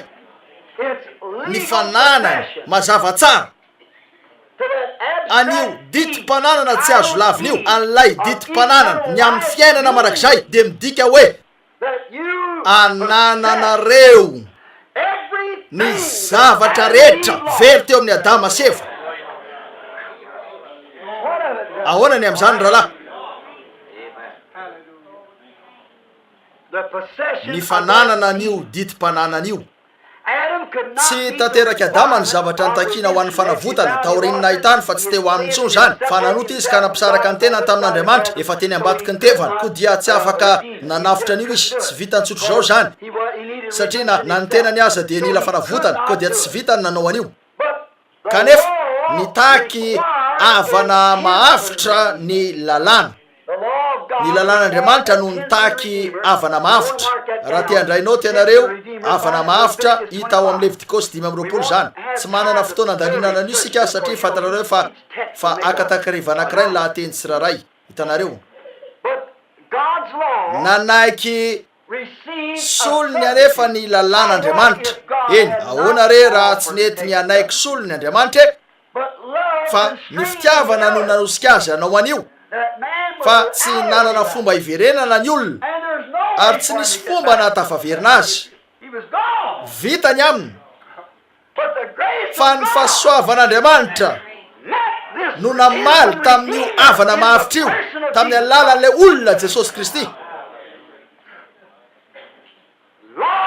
Nitaky an'io ny lalàna, ny fahasoavana no namaly an'izay nitakina. Oh, fahasoavana mahagaga mamy tokoa re. Nitaky solony izay tsy nanatsiny ny lalàn'Andriamanitra, ary izany tsy nanatsiny. Teraka avy amin'ny firaisana ny olona rehetra, tamin'ny firaisana izy rehetra, fanafon'ilay anankiray tsy bato zany ny zony ny amin'ny fiainana marak'izay sy ny mpanjaka ny tany. Oh, rehefa mieritreritra ny amin'izao soratra masina zao fa ianao no nanavitra anay hiverina amin'Andriamanitra mba hahatonga anay anjaka sy mpanjaka ary mpisorona ambonin'ny tany. Oh la inona zany? Lay avana mahavitra. Oh, tantara toinona no mety azontsika eto. Mario fa nitaky avana mahavitra ny lalàna mba anavitra zavatsoa anankiray very. Ny fahasoavana no namaly ny fitakina io tamin'ny alalan'ilay olona Jesosy Kristy. Tsy maintsy nisy avana nateraka avy amin'ny taranak'olombelona. Ankehitriny ahoana no nahafahantsika nanao an'io? raha toy ny olona tsy raharay ka nateraka tamin'ny ary na iza tsy afaka mahita ny hoe resaka firaisana nisy teo eny jamba tanteraka izy hitanareo satria zay olona rehetra nateraka dia natera bevavy nefa nitaky avana mahavitra Andriamanitra ary tsy maintsy olombelona izy io. Oh la inona ary no ataonareo eto? Nitaky avana mahavitra ny lalàna eny tsy afaka nakanjely izy tsy maintsy mahita olona izy satria tsy mpiavana amin'ny anjely sika fa isika no mifampiavana. Tsy lavo mihitsy ny anjely vatana karazany hafa izy manana vatana hafa tsy nanota mihitsy izy nantoy zany hafa mihitsy izy nitaky avana mahavitra nefa ny lalàna nefa nateraka tamin'ny firaisana ny olona rehetra teto an-tany. Eny tsy hitanareo ve fa teo ny aviny eo teo ny andohan'ny ota koa hitanareo ve ny toerana misy an'izany ankehitriny eo ny dinan'ilay hoe taranaky mena rano efa nananareo hitanareo ankehitriny mario avana mahavitra no nitakina ary lay mahavitra lay avana mahavitra dia tsy maintsy teraka avy amin'ny taranak'olombelona indro mitondra antsika eo amin'ny zava-tsarotra zany kanefa avelao aho hitsoka ny tropetra io anareo ny faterahan'ny virjina no namoaka n'ilay zavatra. Amen. Ny faterahan'ny virjina no namoaka avana mahavitra ho antsika tsy hafa akory fa lay Andriamanitra tsy to no tonga Emmanuel wisatsika Emmanuel misy ary lay avana mahavitra. Hitanareo ny fomba nanehoan'Andriamanitra ny fitakina nefa tsy nisy azontsika natao fa indro ny fahasoavana no nanao dingana ka nampisinda ny lalàna io ary namoaka n'ilay zavatra. Amen. Oh, rehefa tonga ny an-trano ny teny rehefa amilay efitra kely ko any aindralany vilona tsara ny miran'io rehefa andre zavatra mira toy zay nareo rehetra amin'ny marain'io fahasoavana mahagaga mamy tokoa re zay mamonjy olo-dratsy taka atao ve de rain'Andriamanitra tonga ty lala Branham fa zany izy hitanareo eny. Oh, fahasoavana no mampianatra ny foko atahotra fahasoavana no nampisinda ny tahotra mamy toy inona no nisehony fahasoavana io tamin'ny ora vao ninoko andraso fotsiny mara-pahatonga antsika eo afaka fotoana fohy. Oh la ankehitriny jereo ny bokin'ny Rota no manome sary mahafinaritra ny amin'io ny nataony Boazy ary very ny fananany Naomy efa fantatrareo efa renareo nitoriko an'io sa tsy zany atsangano ny tananareo raha nandre anotory an'io nareo koa mazava aminareo hitanareo nilainy Boazy ny ho tonga mahavitra ary izy rery no navitanyio nilainy ny hoavana akaky ary teo amin'ny fanavotany any Naomy no nazahoany any Rota Jesosy zany ny endry Kristy no aseho any Boazy fa tamin'ny fotoana nanavotany Israely no nazahoany ampakarina Jetlisy koa dia hitanareo tsara fa mahafinaritra tokoa zany azo antoka fa nanantsika amin'ny oronam-peo anoany zany raha tianareo ny azo azy. Ankehitriny Mario ankehitriny tsy maintsy avana izy koa hitanareo fa tsy afaka nanao an'io ny anjely tsy afaka nanao an'io ny olona saingy tsy maintsy olona zany saingy tsy afaka ho natera bevavy avy amin'ny firaisana ranofo koa tamin'ny fahaterahana virjina nanaloka ny Maria ny fany masina noho zany tsy Jiosy akory Jesosy tsy Jetlisy akory Jesosy Andriamanitra Jesosy teny izany tokoa tsy avy amin'izay mety ho firaisana ranofo ny rano fa raha masin'Andriamanitra no ariny izy ary tsy tamin'ny raha Jiosy no namonjenatsika tsy tamin'ny raha Jetlisa ihany koa no namonjenatsika ny ran'Andriamanitra no namonjenatsika mifanaraka amin'ny Baiboly zany zay ny voalazana zany no namonjenatsika koa hitanareo fa Andriamanitra Jesosy tsy hoe olona fahatelo na olona fahaefatra na olona faharoa fa izy ilay olona Andriamanitra izy hitanareo Andriamanitra izy Emmanuel nidina avy any amin'ny voninahiny Andriamanitra ka nanambara ny tenany tiako io tantara nataony Bof Cliborn io ity rindrakira lehibe sy mahafinaritra ity nidina avy any amin'ny voninahiny tantara velona mandrakizay tonga lay Andriamanitra sy mpamonjy ary Jesosy no anarany teraka tao an-tranombilona vahiny teo amin'ireo zay azy lelaory nitomany nangilifiry oh nafoy ny falebiazany nitondra fanavotana ho antsika rehefa tamin'ny aliny ny fahafatesana tsy nisy taratry ny fanantenana ka tazana lay Andriamanitra sarobidy sy mora fanahy no namelan-kila ny famirapiratana nijanona sy nietry ka namonjy ny fanahy. Oh tena tiako izy tena de raiko izy lay fofonaiky sady azavako ny maizy arehetra lay mpanafitra lehibe no tonga mpamonjy ahy lay mpahary lehibe no tonga mpamonjy ahy ary tao aminy no nitoerany fahafenon'Andriamanitra.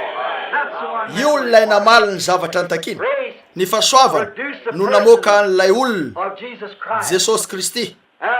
Ary hitatsika fa ty boky ty ankehitriny namelatra ny lainy Andriamanitra avy amin'Andriamanitra ho tonga olona, nanova ny karazana avy amin'ilay tsy to ho tonga olona izy ka aka ny endriky ny olona mba hahafahany ho faty ka hanafitra ny olona. Andraso mandra-pahitantsika azy fa tsy nisy hita mendrika.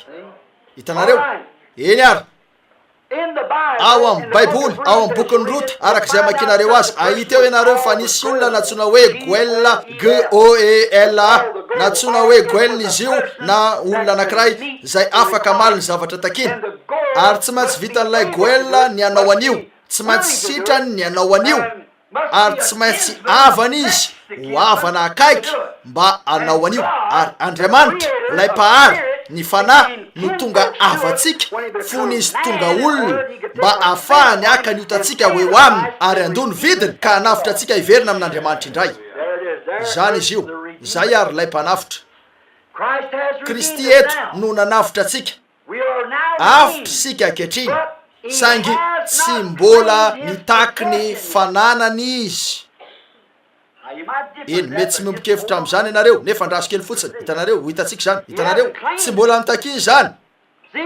Hitanareo raha nandray ny bokin'ny fanavotana izy ny zavatra rehetra nananany Adama sy ny zavatra rehetra very teo aminy, Kristy no manao fanavotana eo ary efa nanafitra atsika izy saingy tsy mbola nalainy ho fananany zany, tsy afaka alainy zany mandra-pahatonga ny andro voatendry de isy ny fitsanganana eo ka avaozina indray ny tany avy eo izy vao akan'io fananana de ny fananany zay efa azy hatramin'ny nanavotany atsika saingy amin'ny andro voatendry no akany an'io. Oh la efa voasoratra ato amin'ity boky voaisy tombo-kase 7 resantsika ankehitriny ity zany. Eny ary ny bokin'ny fanavotana efa voasoratra eto avokoa zany. Zay rehetra ataon'ny Kristy aty amparany dia ho voambara amintsika amin'ity herinandro ty ato amin'ny tombo-kase 7 raha melantsika Andriamanitra. Hitanareo eny ary ho voambara zany ary voambara arakaraky ny isokafan'ireo tombo-kase sy arakaraky ny anambarany zany amintsika de afaka hitsika avy eo ny maizany io planina lehibe ny amin'ny fanavotana io sy ny hoe rovina sy ahoana no tanteraka zany. Miafina ao amin'io bokin'ny zava-miafina eto io ny rehetra vita tombo-kase amin'ny tombo-kase 7 fa ny zanak'ondry no antokana afaka mahazy ireo. Eny mamela tsapatsika fa eny raha tianareo nijery ao amin'ny solatra masina afaka andrainy ao amin'ny Jeremia nareo ka hitany amin'io eo fony izy izy nakao amin'ny fababon'ny firenena ainareo tsara ka nividy tamin'ny zanadralany rainy zay nanana saha anankiray ary nandeha nanao tombo-kase an'io izy. Fa raha andray an'io rehetra io sika niresaka an'io koa sika tamin'ireo taonany fiangonana 7 ny amin'reto tombo-kase reto sy ny sisa tamin'izany. Hitanareo fa ny tombo-kase tao amin'ny testamenta taloha dia tahaka ny oronan-boky toy zao ary nisy zava-miafina teto ary nafeny io zava-miafina io. Eny ary nasina tombo-kase manodidiny zany ary napetraka teo zo ny am'izao zao avy eo naorina nanodidina an'io ny zava-miafina manaraka de zay maizy any lovy io sady mihoatra teo amin'ity ilany zo ny am'izao zao de mitoy ihany mandra-pahatonga ny oronan-boky satria tsy nanana boky tahaka zao ny olona tamin'izany. Voaorona zany firy malalan'io natsona hoe oronan-boky fa ny oronan-boky vao izy tombo-kase azonareo vanana anankiray eto de ny am'izay zava-miafina nisy tao ary hosokafana iva zany ka afaka ho hitanareo ny zo ny fandraika tamin'io ary vanareo avy eo ny manaraka de afaka hita ianareo ny zo ny fandraika taminy.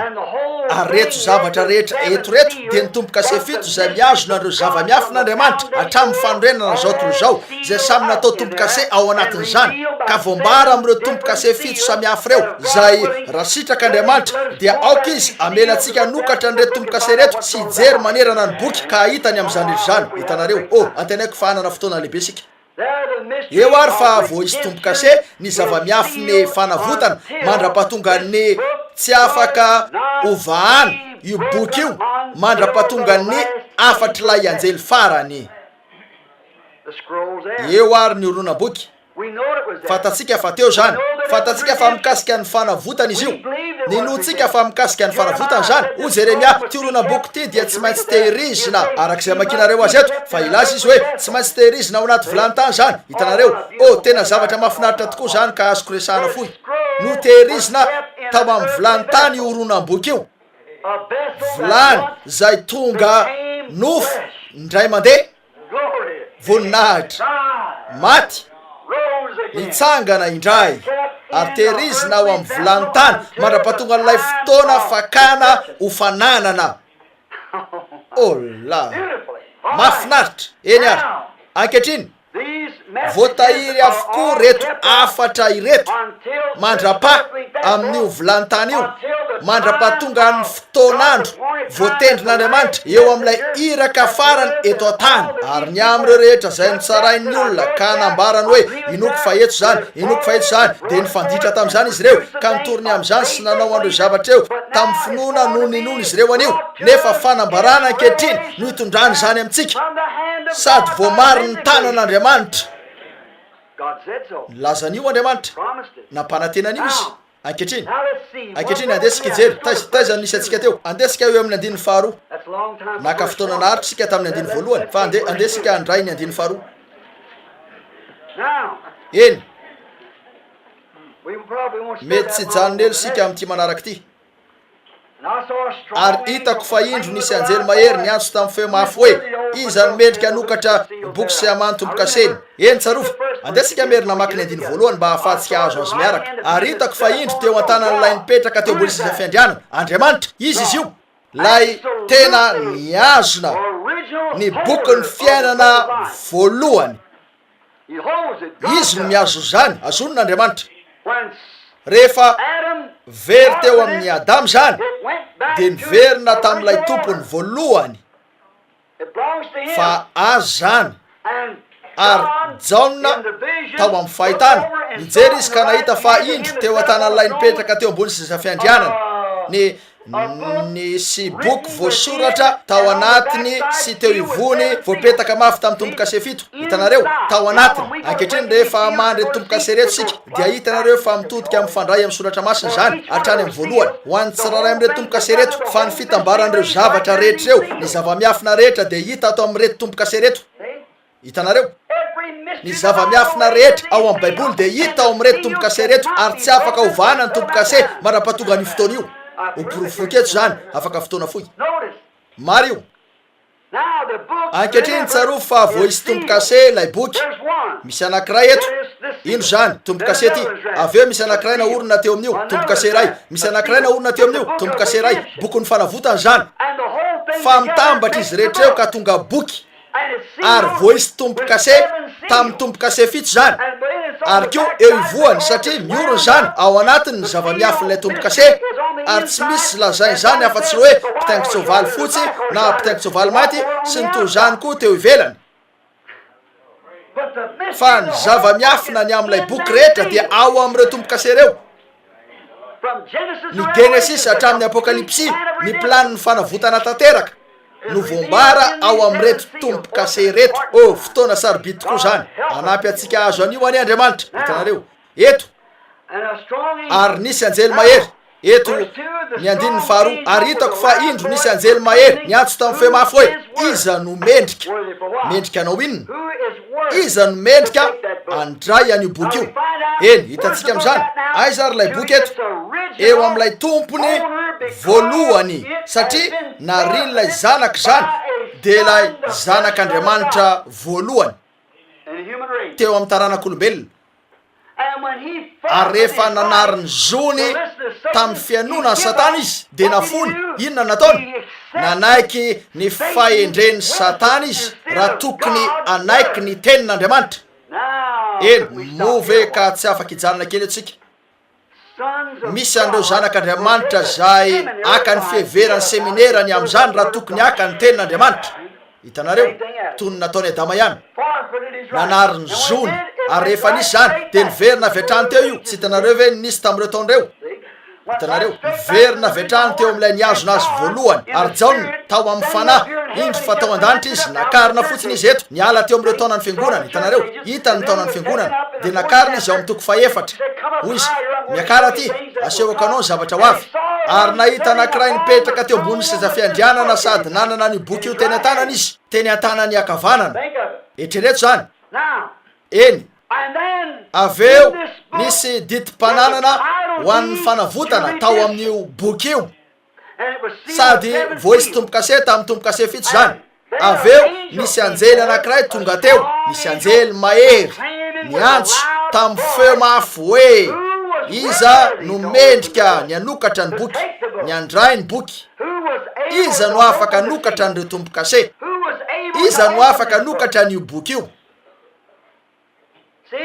hitanareo nanontany an'io lay anjely hitanjaony zany ary izy eny iza ny mendrika aoka izy la mety za ngamba ny mahatsapa n'itso zany fa aoka izy o lay anjely aoka izy io lay boky ny fanavotana io lay planiny fanavotana io ihany ny fomba tokana avotra anareo satria io lay diti-pananana ho an'ny fanavotana ny tany aman-danitra rehetra aoka izy anatona raha sitrany la mitenena am'izay na aoka angina ao mandrak'izay aoka izy anatona ka hitaky an'io boky io iza ny mendrika anao an'io ary ojaona tsy nisy olona hita mendrika tany an-danitra ary tsy nisy olona hita mendrika teto an-tany tsy nisy olona hita mendrika tany ambanin'ny tany tamin'izay efa niainaka maty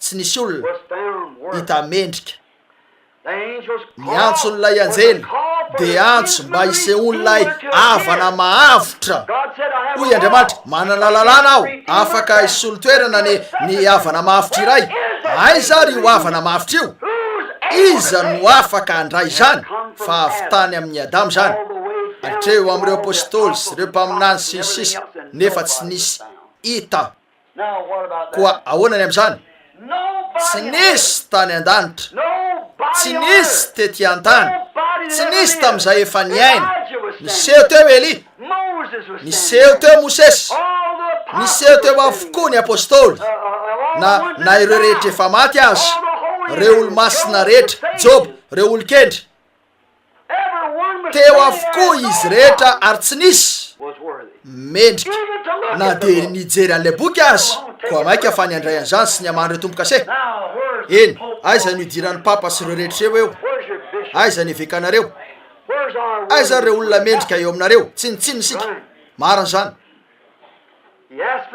avana mafitra ny nangatahany anatona teo raha azony atao milaza nefa jaona hoe tsy nisy olona mendrika tsy hoe tsy nisy zavatra mba nanana famendrena teo eny tahaka ny anjely tahaka ny ohatra andeha atao hoe Gabriela na Mikaela kanefa tsaroa fa tsy maintsy avany zany tsarovo laza jaona eto hoe fa tsy nisy OLONA tsy anjely tsy serafima tsy nanota izy reo saingy karazany hafa nisy azy reo tsy mbola lavo mihitsy izy reo tsy maintsy avana mahavitra nefa ny eto tsy nisy olona satria tsy nisy afitra izy reo na de ray azy tsy nisy olona mendrika nijery an'izany tsy nisy la koa avana olombelona noho ny lainy ary zay no nanontaniny nefa tsy hita izy io nataiza nataiza tsy nisy olona tsy nisy eveka tsy nisy arseveka tsy nisy mpisorona tsy nisy olona ambony tsy nisy na de ny tsy mba nanana fahamasinana ampy akory na nijery an'ilay boky azy la somary mafy any zany kanefa zay ny voalazan'ny baiboly mamerina ny voalazany jaona fotsiny aho nilaza ny baiboly fa nitomany jaona tsy arak'izay nampianarany sasany azy nisy lehilahy reko nampianatra an'io indray mandeha ozy nitomany jaona satria tsy hitany mendrika na de nitenany azy afa noho zany ny fahalalany rehetra lehilahy eo ambanin'ny fany masina hitanareo ka eo ambanin'ny tsindrimandrin'Andriamanitra afa noho zany ny fahalalany fa nitomany jaona zao no everiko fa antony nampitomany azy satria raha tsy nisy hita mendrika ka afaka nokatra ny bokin'ny fanavotana io dia very ny zavaboary rehetra io lay boky io lay diti-pananana ary atolotra n'ilay avana mahavitra zay afaka amaly ny fitakiny zany. Lalàn'Andriamanitra tena zany, ary tsy afaka tsy hanajany lalàna izy, tsy afaka andikany lalàna izy ny tena marina. Hitanareo, nitaky avana mahavitra zay mendrika Andriamanitra zay mavita manao an'io, zay mananjavatra avy tanan'io. De olona ianjely aokary anatona ankehitriny io avana mahavitra io. De nijery Jaona, ary nijery naneran-tany izy, nijery tany ambanin'ny tany izy, nefa tsy nisy olona teo. Very ny zavaboary sy ny zavatra rehetra. Mazava ho azy nitomany Jaona, very ny zavatra rehetra. Tsy naharitra ela nefa ny tomany na de zany azy. Fa nisy anankiray tamin'ny olona nilaza hoe aza mitomany ry Jaona. Oh la, tsy naharitra ela ny tomaniny. O Jaona anakapo, oh la, aiza ry olona io? Ino fa eo reo mpaminany, tovy amiko ihany nateran'izy ireo. Ino reo olon-kendry, ino reo? Oh, tsy misy olona fa eto. Mila olona mavita manao an'io aho. Mila olona afaka navitra aho. Nefa tsy hita zany. Koa de torovana mafy Jaona, oh very ny zavatra rehetra, ary nitomany tamin'ny fangidina izy, de nalahelo izy. Satria ny zavatra rehetra, ny zavaboary rehetra, vitany amin'ny zavatra rehetra, raha tsy afaka mahita olona izy ireo. Voninahitra an'Andriamanitra. Raha tsy mahita olona afaka maly ny zavatra takiny izy ireo, de very ny olombelona rehetra, vitany amin'ny tontolo sy ny zavaboary rehetra. Oh, lavo ny zavatra rehetra, reo zony amin'ny fanavotana, reo zony amin'ny fiainana marak'izay, ny fahazavana, very reto zo rehetrareto. Nefa tsy nisy olona afaka nandony vidiny. De nanomboka nitomany Jaona, satria tsy nisy mendrika ary tsy nisy afaka na de nijery an'ilay boky azy. Oh, olombelona ray no nilay. Nitomany Jaona, satria tsy nisy afaka nanao an'io, ka very ny zavatra rehetra. Ary indro nisy feo avy amin'ny anankiray tamin'ny olona zay teo anivon'ireo zavamanana efatra sy ho tafiky ny lanitra lehibe rehetra io, nanao hoe aza mitomany ry Jaona. Oh la, fa soavan'Andriamanitra. Aza malahelo ny fonao ry Jaona. Aza mitomany, satria ny liona avy amin'ny firenen'ny Joda, lay solofo sy taranaky Davida, izy no efa naresy. Naresy de midika hoe nitolona tamin'ny kanandresy azy. Oh la, teo amin'ny sany Getsemane, ranoraraka fiteny amin'ny tavan'ny rany, de teo ampandreseny izy. Hitanareo, tena hitanareo, ny liona de lay solofony Davida no efa naresy, efa nandresy. Tahaka ny Jakoba, mpamadika izy teo, fa tamin'ny fotoana ny fanenany tamin'ilay anjely, niazona trano izy, ary nitady zay alana ilay anjely. Hoy izy, tsy avelako andeha tsotro zao ianao. Niazona trano izy, mandra-pahazony ny zavatra notadiavina, de nivaina ny anarany, avy tamin'ny hoe mpamingana, izay midika hoe mpamitaka, ho inona? Ho andrina eo amin'Andriamanitra. Israely naharesy izy, ary naharesy io liona avy amin'ny firenen'ny Jiody io. Hoy izy, aza mitomany ry Jaona, satria ilay liona avy amin'ny firenen'ny Joda de ny solofony Davida no naharesy.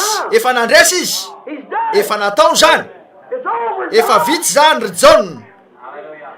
Tena, oh la, izy no namoaka fanalana tasy.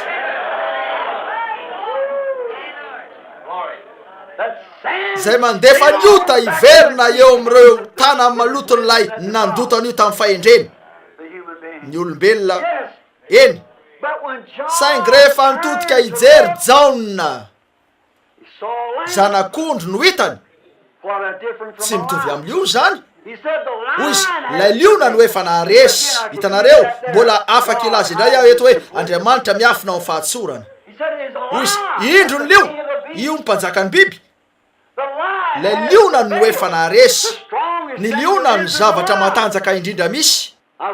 Efa natoro tany anaty alan'ny Afrika aho ary nandreny ny fikany girafy ary ny an'ny elefanta mahery lehibe mampiakatra ny orony lava. Oui, efa reko ny fikan'ireo biby basika linara any anefitra ary reo biby kely manidina ka fanitsilany teo amin'ny fialofana kely vita tamin'ny ratsakazo zasy bilipol ary renay fa nisy lino any heriny avy any lavitra be any dia nangina ny hafa rehetra tany anefitra na reo biby kely manidina aza tsy mikiky intsony. Miteny ny mpanjaka lazaiko anareo fa eo no mampirodana amin'ny tany an'ireo anaram-piangonana sy ireo fisalasalana mangina ny rehetra rehefa miteny ny mpanjaka ary ity ny mpanjaka dia niteniny zany. Hoy izy ry Jaona, aza mana, aza mitomany, aza torovana ry Jaona, netiko eo amin'ny fahitana ianao ary misy zavatra sehoko anao ary fantatro fa tena very hevitra ianao satria hainao tsara fa tsy misy zavatra afitra veriny rehetra, tsy misy olona afaka maliny fitakiana fa ilay liona avy amin'ny fireneny Joda kosa. Fantareo tsara Joda no ananatsika zany sady etsy amin'ny solaitra betsy. Hainareo tsara ny liona ny marika maneho ny fireneny Joda. Tsaro fa misy liona sy omby sy sisy ny tavan'olona sy sisy dia ireo zay niambina reo serafim reo an'ity teny ity dia ny marika Matio, Lioka ary Jaona izay samy hita manodidina ny boky ny asa. Fa nisy olona reko ny laza, nisy mpitoroteny malaza nanao hoe ny boky ny asa dia zavatra natao iakarana fotsiny. Io ny voaloboka voalohany tamin'izay efa navoaka n'ilay fiangonana masina. Eny tompoko, ary raha toka moka hafa izy io dia hitovy karazany amin'izany ihany. Eny tompoko, voaloboka natao grefy no nananareo ka voasary makirana no avoakan'izy ireny nefa tokony voasary sange hitanareo rehefa io voaloboka io no amoaka sampany iray dia ho tena tahaka n'ilay nisy tamin'ny voalohany zany. Ary Matio, Marika, Lioka sy Jaona mijoro miambina an'izany eo reo filazantsara reo, ny fahendren'ny olona, ny herin'ny liona, ny asan'ny omby ary ny hafainganam-pandehan'ny leoparda na ny voromahery ny tena marina. Eny teo reo filazantsara reo. Ino zany? Tsaronareo ve ny nahitantsika an'io tamin'ireo taonany fiangonana fitsy zany? Koa hoy izy lay liona avy amin'ny fireneny Joda nahoana no avy amin'ny Joda. Joda tsy ala eo anelanelan'ny tongony tena falapahana mandra-patonga ny silo fa avy amin'ny Joda no ivoany lay liona marika ny fireneny Joda no efa nandresy izy. Ary rehefa nitodika anjery izy mba hitany toerana nisan'io liona io dia zanak'ondry no hitany. Hafahafa zany, liona no nitadiaviny nefa zanak'ondry no hitany. Liona no niantson'ilay lolaza saingy rehefa nijery Jaona dia zanak'ondry no hitany. Zanak'ondry tahaka nefa voavono hatramin'ny fanorenana zao tolo zao. Zanak'ondry efa voavono. Ahoana zany? Ahoana io zanak'ondry io? Feno raty any aminy. Naratra izy. Zanak'ondry efa voavono nefa velona indray fa feno raty any aminy. Ahoana no ahafahanareo mijery an'io ry sakazaka mbola hitoetra mpanota? Nandroso teo ilay zanak'ondry olololo, ny liona no nandresy. Lay liona avy amin'ny fireneny Joda ary nijery Jaona mba hitany an'ilay liona fa zanak'ondry no tonga teo nangororo, nisy raty any aminy, naratra. Izy no efa naresy, azonareo ambara fa nanatrika ady izy. Voavono izy kanefa velona indray. Tsy nahatsikaritra an'io zanak'ondry io Jaona talohan'izany. Fantatrareo ny eto tsy nisy resaka ny aminy mihitsy teo aloha, tsy nisy toerana mihitsy niresahana ny aminy, tsy nahitan'io mihitsy tany an-danitra Jaona rehefa nijery nefa indro fa nivoaka teo zany. Mario, avy taiza no nivoahany, avy taiza no niaviany? Avy teo amin'ny seza fiandrianany ray. Teo amin'izay nipetrahany hatramin'ny namonoana azy sy nitsanganany ray. Nitsangana izy ary mipetraka eo tanakavanan'Andriamanitra ka velona mandrakizay mba hanao fifonana. Amen. Niakatra teo izy amin'izao andro zao toy ny mpanalalana amin'ny alalan'ny rano mba hanao fifonana ny amin'ny tsy fahalalan'ny olona. eny eo am'izany indrindra ny ankinako mbola voarakitry lay fanalana tasy atrany izy teo lay fanalana tasy ny famelana ny ota nijery an'io zanak'ondry jaona ary tony nefa voavono ny endriky lay zanak'ondry de natsikaritra izy fa naratra izy io tritritra torotoro ary niosodra zanak'ondry feno raha io no naka ny toerantsika sy hafahafa ve hoe zanak'ondry tsotra anankiray no naka ny toerantsika fa zanak'ondry no hitany nivoaka teo izy io tsy nahita azy jaona satria tany amin'ny mandrak'izay lavitra tany no nisy azy mbola teo ampanaovana fifonana azy ary anehoana koa fa reo zay nanatona an'Andriamanitra teo ambany fanatitra ranombola sosila ka nitondra fanalitra hosolony de izy no satria nitodika tamin'ireo zay nino an'io fa tsy mbola nalatsaka teo le raha ko dia teo izy mba anadio azy reo teo izy mba anadio asy anao ary Andriamanitra antenaiko fa eo izy zao arivo zao ho an'ny mpanota rehetra lay zanak'ondry voavono ahoana no ahafahany Jehova ahita zavatra hafa akoatra an'io zanak'ondry feno raha io ary hita teo amin'ny fahitana ary lay zanak'ondry eto tony nefa voavono zany mary io tonga avy teo amin'ny sezafiandrianany ray eritrereto izy nandroso avy taiza izy mba akeo amin'ny fahitana io tonga avy tany amin'ny voninahitra izy teo atanakavanan'Andriamanitra zay nipetrahany nandroso nakeo amin'jaona izy avy any amin'ny voninahitra tsy ho zavatra be voninahitra vara vitatsika zao arivo zao ny amela faingana an'ireo fisainantsika fenotaka anaky azy fa androso avy any amin'ny voninahitra any izy zao arivo zao ka ampafantatra ny tenany amin'ny tsiraray aminareo eo ampandrosoana avy any amin'ny voninahitra ary lay zanak'ondry teo amin'ny nanaovana fifonana zany tokoa mba hitaky ny amin'ny fanavotany ankehitriny tsaro fa teo ampanaovana ny fanelanelana izy teto kanefa tsarovy fefa vonona ny osokafany re tomboka reto de nivoaka avy tany amin'ny fitoeramasin'Andriamanitra lay zanak'ondry nandroso teo izy andraso marapatonga atsika eo ny amin'ny ory io ka andraisatsika nio antsasaky ny ory io zay naanginany fenisetroka ny fitoerana masina tsy nisy fanaovana fifonana intsony efa niala lay fanatitra efa toerana fitsaranany eo tsy misy raha intsony eo am'izany satria efa lasa lay zanak'ondry voarakotra raha aza miandratra amin'ny fotoana io tsaronareo ve ny tao amin'ny testamenta taloha raha vao niala teo am'rakotra fanaovam-panavotana ny raha de fitsaranany teo fa raha mbola eo atrany ny raha de nisy famindrapo saingy rehefa niala teo lay zanak'ondry de zay ny misy inona ary izy teo mpanalala izy io teo tsy nisy olo-kafa ambarao amiko ary hoe ahoana no ahafahany Maria anao fifonana inona no azony Maria tolotra inona ny vitany masinda François masimbavy Asizy na ny hafa sy masimbavy Cécile ny tena izy na zay mety hoe olobe lafa tsy nahita olo-masina manarivony mihitsy nivoaka avy teo amin'ny fitoerana fanelanelana ny jaona nahita zanak'ondry izy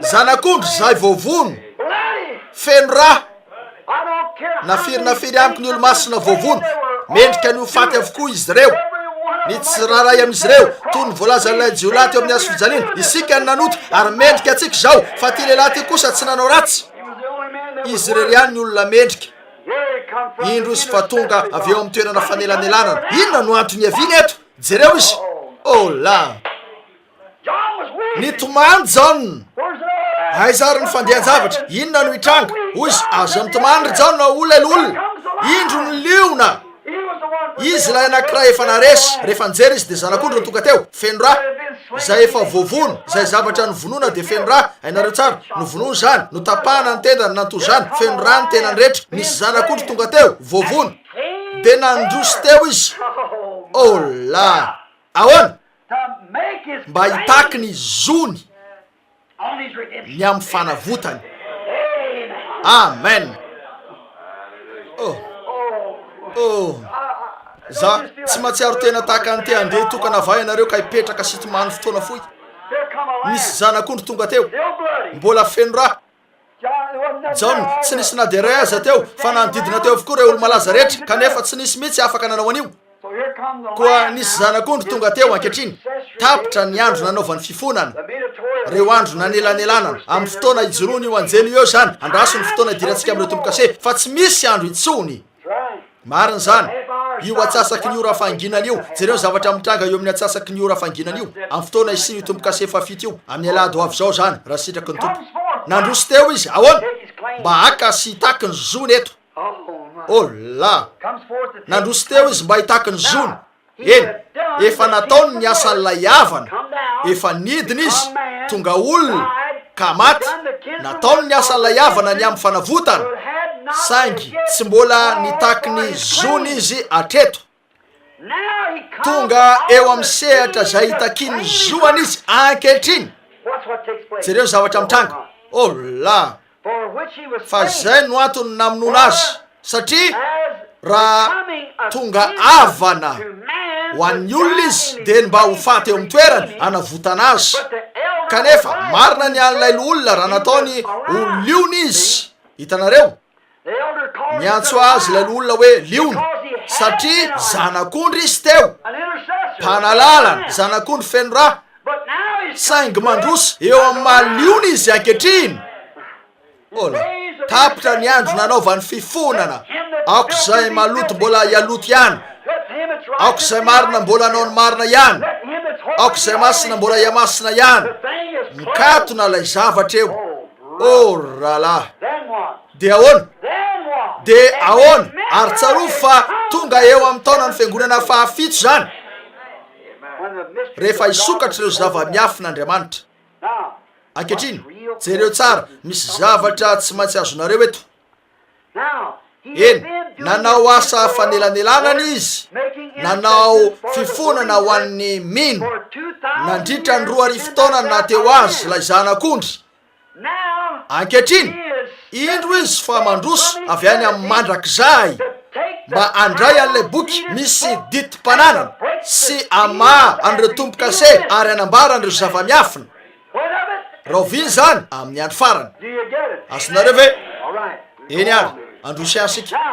Eny aman'ireo tombokase sy amoaka ny zava-miafina rehetra ho azy reo amin'ilay anjely fafito fa ny afany no aneo an'ireo zava-miafin'Andriamanitra rehetra.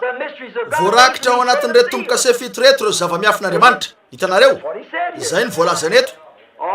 Voarakitra eo amin'reto tombokase fito reto ny zava-miafina rehetra ary nandroso teo ilay zanak'ondry ankehitriny avy tamin'ny mampanalalana ny olona tamin'Andriamanitra. Tonga liona izy ary rehefa tonga liona izy de noraisiny ilay boky. Zony zany Andriamanitra no niazona an'io ilay zava-miafina saingy tonga ankehitriny ilay zanak'ondry. Tsy nisy olona afaka nandray ny boky mbola teo an-tanan'Andriamanitra zany. Tsy nisy papa pretra na mety ho izy tsy afaka nandray izy ireo tsia an'ilay boky tsy voambarany amin'ny tombokase fito. Hitanareo saingy rehefa lay mpanalalana rehefa tapitra ny asany amin'ny mahampanalana azy dia mandroso izy ary jaona olay olona liona izy de nandroso teo izy. Jereo ary izy. Oh la hitanareo nandroso teo izy mba andray an'ilay boky. Jereo tsara ka aneo an'ireo zava-miafin'Andriamanitra zay nanaovany sasany vinavina nandritry reto taona ny anaram-piangonana rehetrareto. Hitanareo eo ary lay anjely fahafito. Raha ity boky ty zay zava-miafina ka tenin'Andriamanitra de tsy maintsy ho mpaminany lay anjely fahafito satria izy no iaviny ny tenin'Andriamanitra. Tsy misy pretra na papa na ny hafa koa ka afaka andray an'io. Tsy tonga eo amin'to zany ny teny. Mpaminany rery ihany no iaviny ny tenin'Andriamanitra. Zay foana. Nampanantenan'io ny Malaka 4 ary rehefa tonga eo izy io de izy no andray an'ireo zava-miafin'Andriamanitra teo amin'izay nampisaviritaka ny fiangonana atao amin'reto anaram-piangonana rehetrareto ka ampody ny finoany zanaka ho amin'ny ray. de amelony tany avy eo ny fitsarana ka irehetra ny tany de andeha eo amin'ny lavenon'ireo ratsy fanahy avy eo ny marina ao a milenium. Azonareo ve zany ankehitriny? Eny ary na minavinany sasany zay tao amin'ny taona ny anaram-piangonana, nefa hitanareo fa tsy maintsy io lehilahy io de ilay anjely fahafito ao amin'ny apokalipsy 10 ray hatramin'ny 4 no ilay anjely fahafito no nomena andreo zava-miafin'Andriamanitra, sady izy no mamarana ny zava-miafina rehetra zay navelan-kilany nandritr'ireo taona ny anaram-piangonana. Eny, afaka mahita ianareo ny antony tsy amelezako mafy andreo rahalahiko amin'ny anaram-piangonana, fa lay rafitry ny anaram-piangonana tsy nahalala izy ireo, tsy ilainy niezaka alalan'io satria tsy afaka hovoambary zany teo, mifanaraka tsara am'te zany na minavinany amin'io izy ireo ary nino fa teo zany ka nandeha teo am'izany tampinono fa voapirofo mazava kosa zany ankehitriny. Amen. Oh la, soratra masina re zany. Jereo tsara eto, koa izy ary lay zanak'ondry no makatoerana amin'ny mampanjaka azy rehefa tonga anisy satroboninahitra azy reo masina tompony tompo sy mpanjaka ny mpanjaka. Hitanareo? Eny, tapitra ny fotoana. Apokalipsy 10 tsisy andro intsony. Mario fa misy tandroka 7 eo amin'ny zanak'ondry io. Tsikaritra reve zany, manana tandroka 7. Vao avy nijery an'io sika. Tandroka de midika hery eo amin'ny biby. Ary Mario fa tsy biby akory izy satria no raisiny lay boky avy teo an-tanana kavana n'lay nipetraka teo ambony seza fiandrianana. Hitanareo?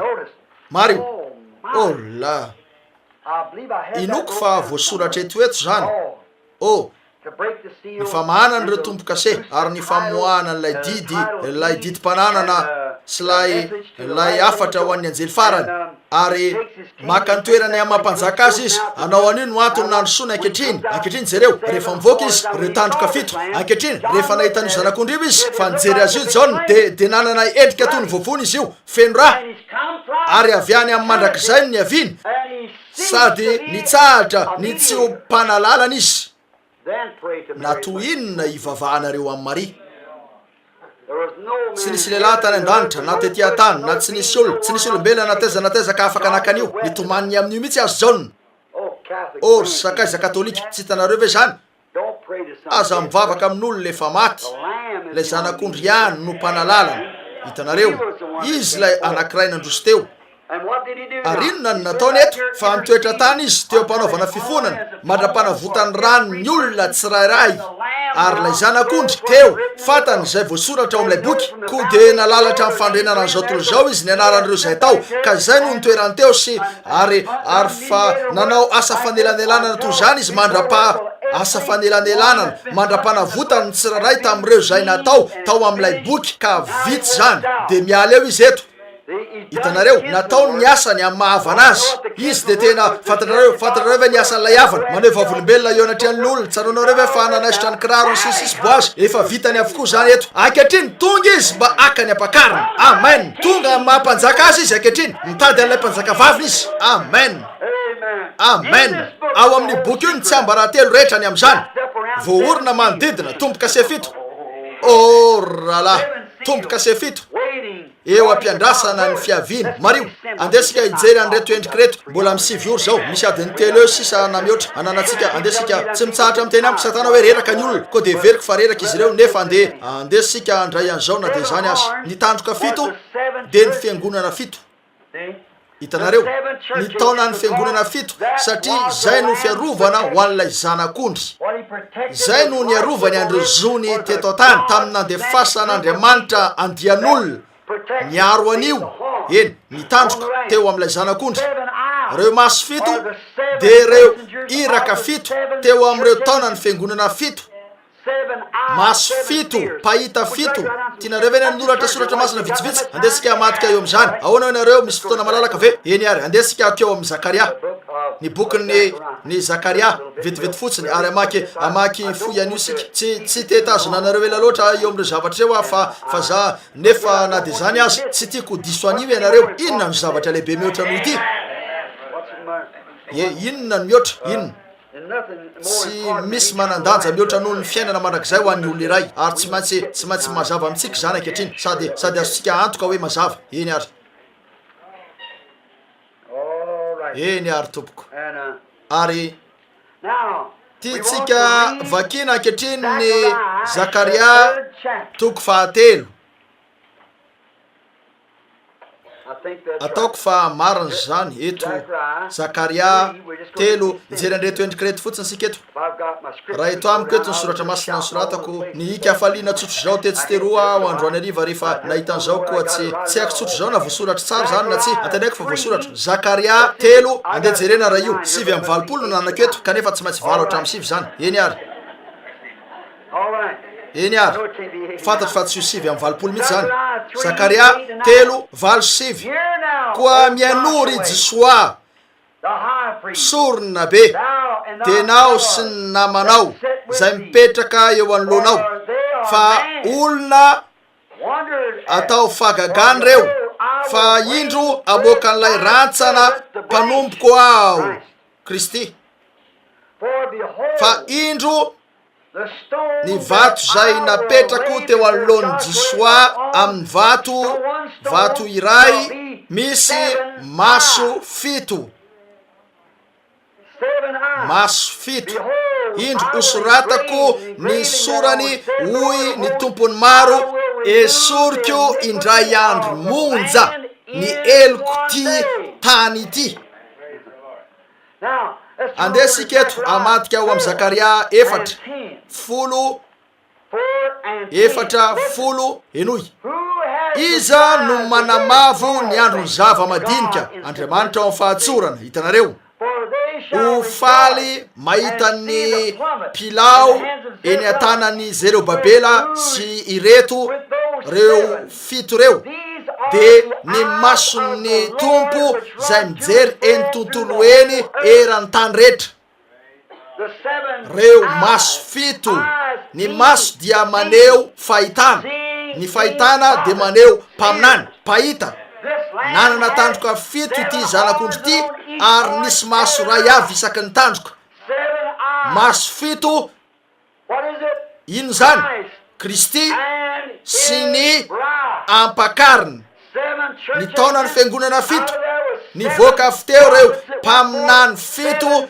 pahita 7 maso koa tsy maintsy pahita ary lay anankiray farany eny ary mario tsy biby akory izy no raisin'lay boky teo an-tanakavanan'lay nipetraka teo ambonin'ny seza fiandriana iza moa io lay tompony voalohany zay nanana an'lay boky ny fanavotana teny an-tanany akavanana ary tsy nisy anjely tsy nisy vatana anjely tsy nisy afaka naka nitoeran'io fa io zanak'ondry feny raha io no nivoaka teo ka nandray an'lay boky teny an-tanany tena ino zany ry rahalahy io no zavatra tena mahafinaritra indrindra amin'ny soratra masina amen fietsika zay tsy vitany anjely tsy nisy na vitan'io fa lay zanak'ondry no tonga ka nandray zany avy teo tanakavanan'lay nipetraka teo ambonin'ny seza fiandrianana inona ary zany eo amin'ilay zanak'ondry zany ankehitriny amen nitaky ny lalàn'Andriamanitra izy lay miazona an'io nitaky avana mahavitra ny lalàn'Andriamanitra de nivoaka lay zanak'ondry no azonony zany za no avana ho azy ireo za no mpanavitra azy ireo za no efa nanao fifonana ho azy ireo aho fa tonga eto mba hitaky ny zony izy ireo ho azy ireo amen anankiray ihany ny teo tonga aho mba hitaky ny zony izy ireo koa am'izany manana zo izy ireo ny amin'ny zavatra rehetra very teo amin'ny fahalavony ary efa nalohako ny vidiny orala tena tsy miteraka fetananao anatinareo ao fa zany tsy avy am'ireo asa tsara nataotsika fa tamin'ny famindrapony andraso kely nanomboka nanala satroboninandreo lo olona sy ny sisa rehetra ary nanomboka ny ihany koa akireo manakaja rehetra hitanareo tsy nisy na vitsy zany de nandroso eo an-tanana akavanan'Andriamanitra avy hatrany izy ka nandray an'ilay boky avy teny an-tanany ary nitaky andreo zony efa mato azy ireo aho za no avana mafitra ho azy reo. za lay mpanalalana latsaka ny rako tonga olonao ary nataoko zao mba azoko any fiangonana io indray. De la efa hitako raha teo talohany fanorenana zao toy zao. Kanjo natato amiko zany efa nitononoko zany ary eo zany ary tsy misy olona afaka naisiko zany fa nidina aho ka ny tenako mihitsy nanao an'io. Zany no avana ho azy reo. Tonga avana aho de nandray ny boky izy. Amen. Iza ny miandry ahy eo zao arivo zao. Izy io anankiray io ry fiangonana. De le miandry eo iza ndray moa no mety miandry anareo eo. Io avana mafitra io. La fanambarana na asa lehibe tokoa zany. Ankehitriny eo amilay ditim-pananana ny amin'ny fanavotana. Efa eny an-tanany zany. Efa vita ny fanelanelana eo. Efa eny an-tanany zany. Tsaroa fa teny an-tanan'Andriamanitra zany tamin'ireo fotoana rehetra eo. Fa eo an-tanany zanak'ondry kosa zany eto. Ankehitriny jereo ny ditim-pananana ny amin'ny fanavotana. Ny zavaboary rehetra no eny an-tanany. Ary tonga izy mba hitaky an'izany hiverina ihany koa ho an'ny taranak'olombelona.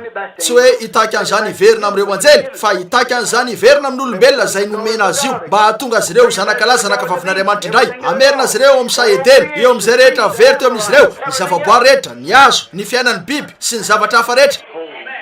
La tsy mahatonga anareo faly va zany. No everiko hoe reraka ny tenako nefa tsy reraka hitanareo. Ndraindray mieritreritra ny tena hoe efa mahazo taona loatra raha nitory-teny de iny fa mahita zavatra tohitony ah de miefitena ho tovolandra iny tena. Eny miteraka zavatra aminareo io hitanareo satria zao ny fantatro hoe misy anankiray ihany zay miandry ahy. Misy anankiray nandony vidiny lay tsy voalohako. Marina zany. Nataony ho ahy zany Richard Lee. Nataony anareo zany. Nataony any taranak'olombelona rehetra zany. Ary tonga izy ankehitriny mba hitaky androzo ny amin'ny fanavotany. Hitaky an'io an'izy tsy ho an'ny tenany ho atsika. Tonga isatsika izy afatsika izy. La rahalako izy. Mpamonjy ahy izy. Andriamanitra izy. Avana mafitra ho ahy izy. Izy ny rehetra. Satria inona moa raha tsy teo izy. Na inona no azoko natao raha tsy teo izy. Koa hitanareo fa izy ny rehetra ho ahy. Mijoro eo izy mahavatsika azy. Areto nanao fifonana ho atsika izy hatramin'izao fotoana zao. Fa mandroso eo izy ankehitriny ary mandray ny boky ny fanavotana mba hitaky ny zony tamin'izay nataony atsika. Maty izy ireo o Jesosy. Zay minoana de maty azy izy de ho velona indray. Zay rehetra velona ka minoa de tsy ho faty mandrakizay. Zay mihinana ny nofoko sy misotro ny rako no manana fiainana mandrakizay ary za nangana azy amin'ny andro farany. Tsy mampaninana mody mandry tamin'ny fiavinana voalohany, faharoa, fahatelo, faefatra, fahadimy, fahenana, fahafito izy. Nataizany fotoana no diny mandry, ina no hitranga, aneny ny tropetra'Andriamanitra, ho tsofy ny tropetra farany io amin'ny fotoana izay anomeza ilay anjely farany ny afany ka voasokatra ny tombo-kase farany. Aneny ny tropetra farany io de mandroso ilay mpanavitra mba akan'ireo fananany navotana, ilay fiangonany voasasa tamin'ny raha. Ankehitriny mitoetra eny an-tanany ary ny zavaboary rehetra eto fa ny planiny fanavotana rehetra ny voisy tombo-kase tamin'ireo tombo-kase miafina fito tao amin'io boky zay noraisiny io. Eny jereo fa izy ihany no afaka anambarany zany amin'izay tiany anambarana azy. Eny an-tanany zany hitanareo. Eny nampananteny izy fa isy zany amin'ny fotoana io. Eny satria vo isy tombo-kase tamin'ny tombo-kase fito miafina zany lay boky ny fanavotana. Ankehitriny zareo fa ankehitriny risaka izy nilaza taminareo aho fa amelanareo voaka amin'ny 7 ora sasany nefa nandingana petsy 3 na 4 eto mba tongavako amin'izao koa tiakony efa tavoatra amin'ny 7 mba ahafanareo miverina rapitso. Fa eto tao amin'io boky ny tombo-kase fito ny amin'ny fanavotana zay noraisiny zanak'ondry teo amin'io izy tokana rery ihany no afaka nanao an'io. Fa noraisiny avy teo an-tanan'ilay nipetraka teo amboniny sezafiandrianany zany. Eny mba hitaky an'izay navotany, mba hitaky ny zony, mba hitaky ho aso ho anao amin'ny zavatra zay navotany ho atsika. Hitanareo hiverina amin'ny zavatra rehetra zay very teo amin'ny Adama tao amin'ny saedena na nafitra atsika hiverina amin'izany izy. Ankehitriny miaraka amin'ilay zanak'ondry, miaraka amin'ilay boky eny an-tanany, voniny sika ny angataka ny fahasoavana sy ny famindram-pony ho eo amintsika. mba anokatra n'ilay boky voisy tompo-kase fito ho atsika ka amela atsika hijery ny any ambatiky ny sarony fotoana vetivety fotsiny. ola mareo fa rehefa nandray ny boky izy lay didy mpananana voisy tompo-kase raisa ao an-tsainareo zany ankehitriny de nama an'ireo tompo-kase ny amin'ny zava-miafina mba anambara azy ireo ka hitondrany zany eo am'ireo eny eo am'ireo olony na votana rehetra.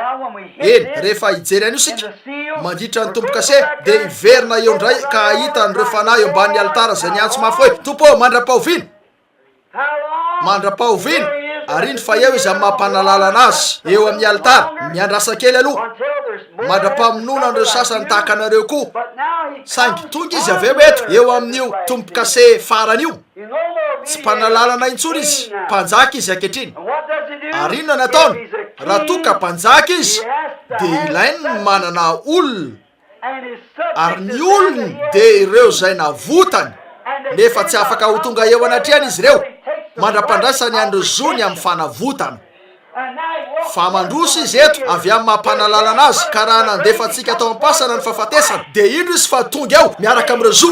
amen.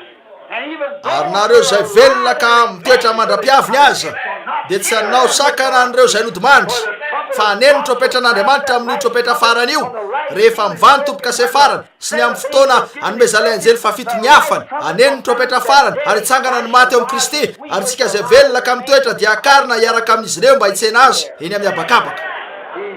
mitaky izy mandroso eo izy ankehitriny mba hitaky ny fananany.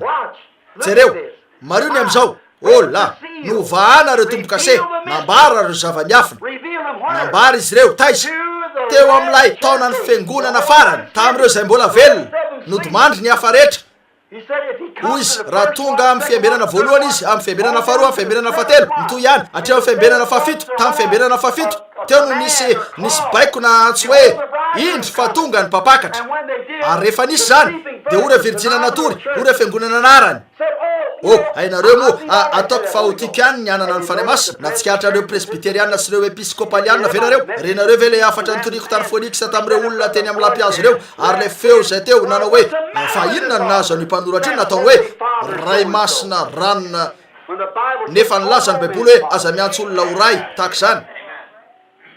hitanareo matory miaraka amin'ny ao izy ireo zay no antony saingy rehefa nanatona teo izy ireo de nanao hoe mino zay vao nisy vehivavy niantso an'ity vehivavy anakiraiky nanao hoe fantatry fa episcopaliana hoy izy ny miteny tamin'ny fiteny tsy fantatra ndray andro iny inoko fa nandray fanay masina nefa aza tenenina amin'olona isalasalako tokoa ny am'izany mety niteny tamin'ny fiteny tsy fantatra ianareo fa reto amin'ny afy ny olona iray fomba ahoana na mipetrapetraka azy mariny zany. hitanareo tsy hainy atao zany azonareo etreretina ve hoe lasy petera sy jakoba sy jaona ary reo zay tao amin'ny efitra ambony hoe manana fanamasina sika zao nefa tsaratsara ho atsika angamba ny anginginy riralahy mivoaka teo amin'ny varavarakely sy ny varavarany sisisy izy ireo nakeny amin'ny arabe nanao fiatsika tony ny andian'olona mamy zany ny tena fanay masina kanefa hitanareo fa tsy nisy zavatra voarainy virjina natory raha ny marina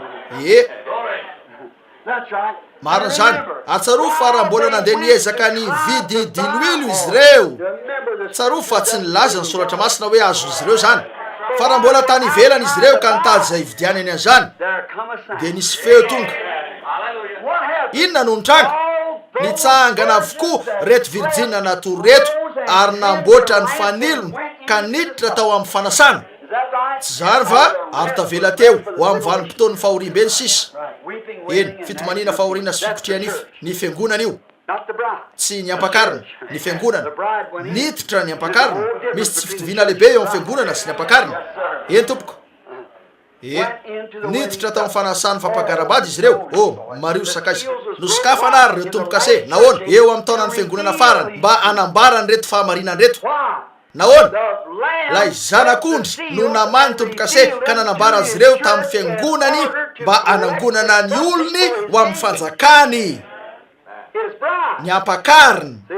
hitanareo la te hitondra ny olony hoe ho aminy izy eto inony zany avy ao amin'ny vovoky ny tany avy any amin'ny laliny ranomasina avy ao amin'ireo lavaka avy any amin'ny tany rehetra sy ny toerana rehetra avy am'ireo faritra maizina, avy any amin'ny paradisa na zay mety misy azy ireo, iantso izy dia maly izy ireo.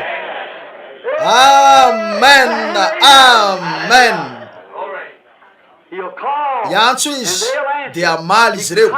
Tonga izy mba aka ny olony nambarany tsy ambaratelony, ary hitan'izy ireo zany, ary tsy misy andro intsony amin'ny fotoana io. Tapitra ny andro, ny farany zany.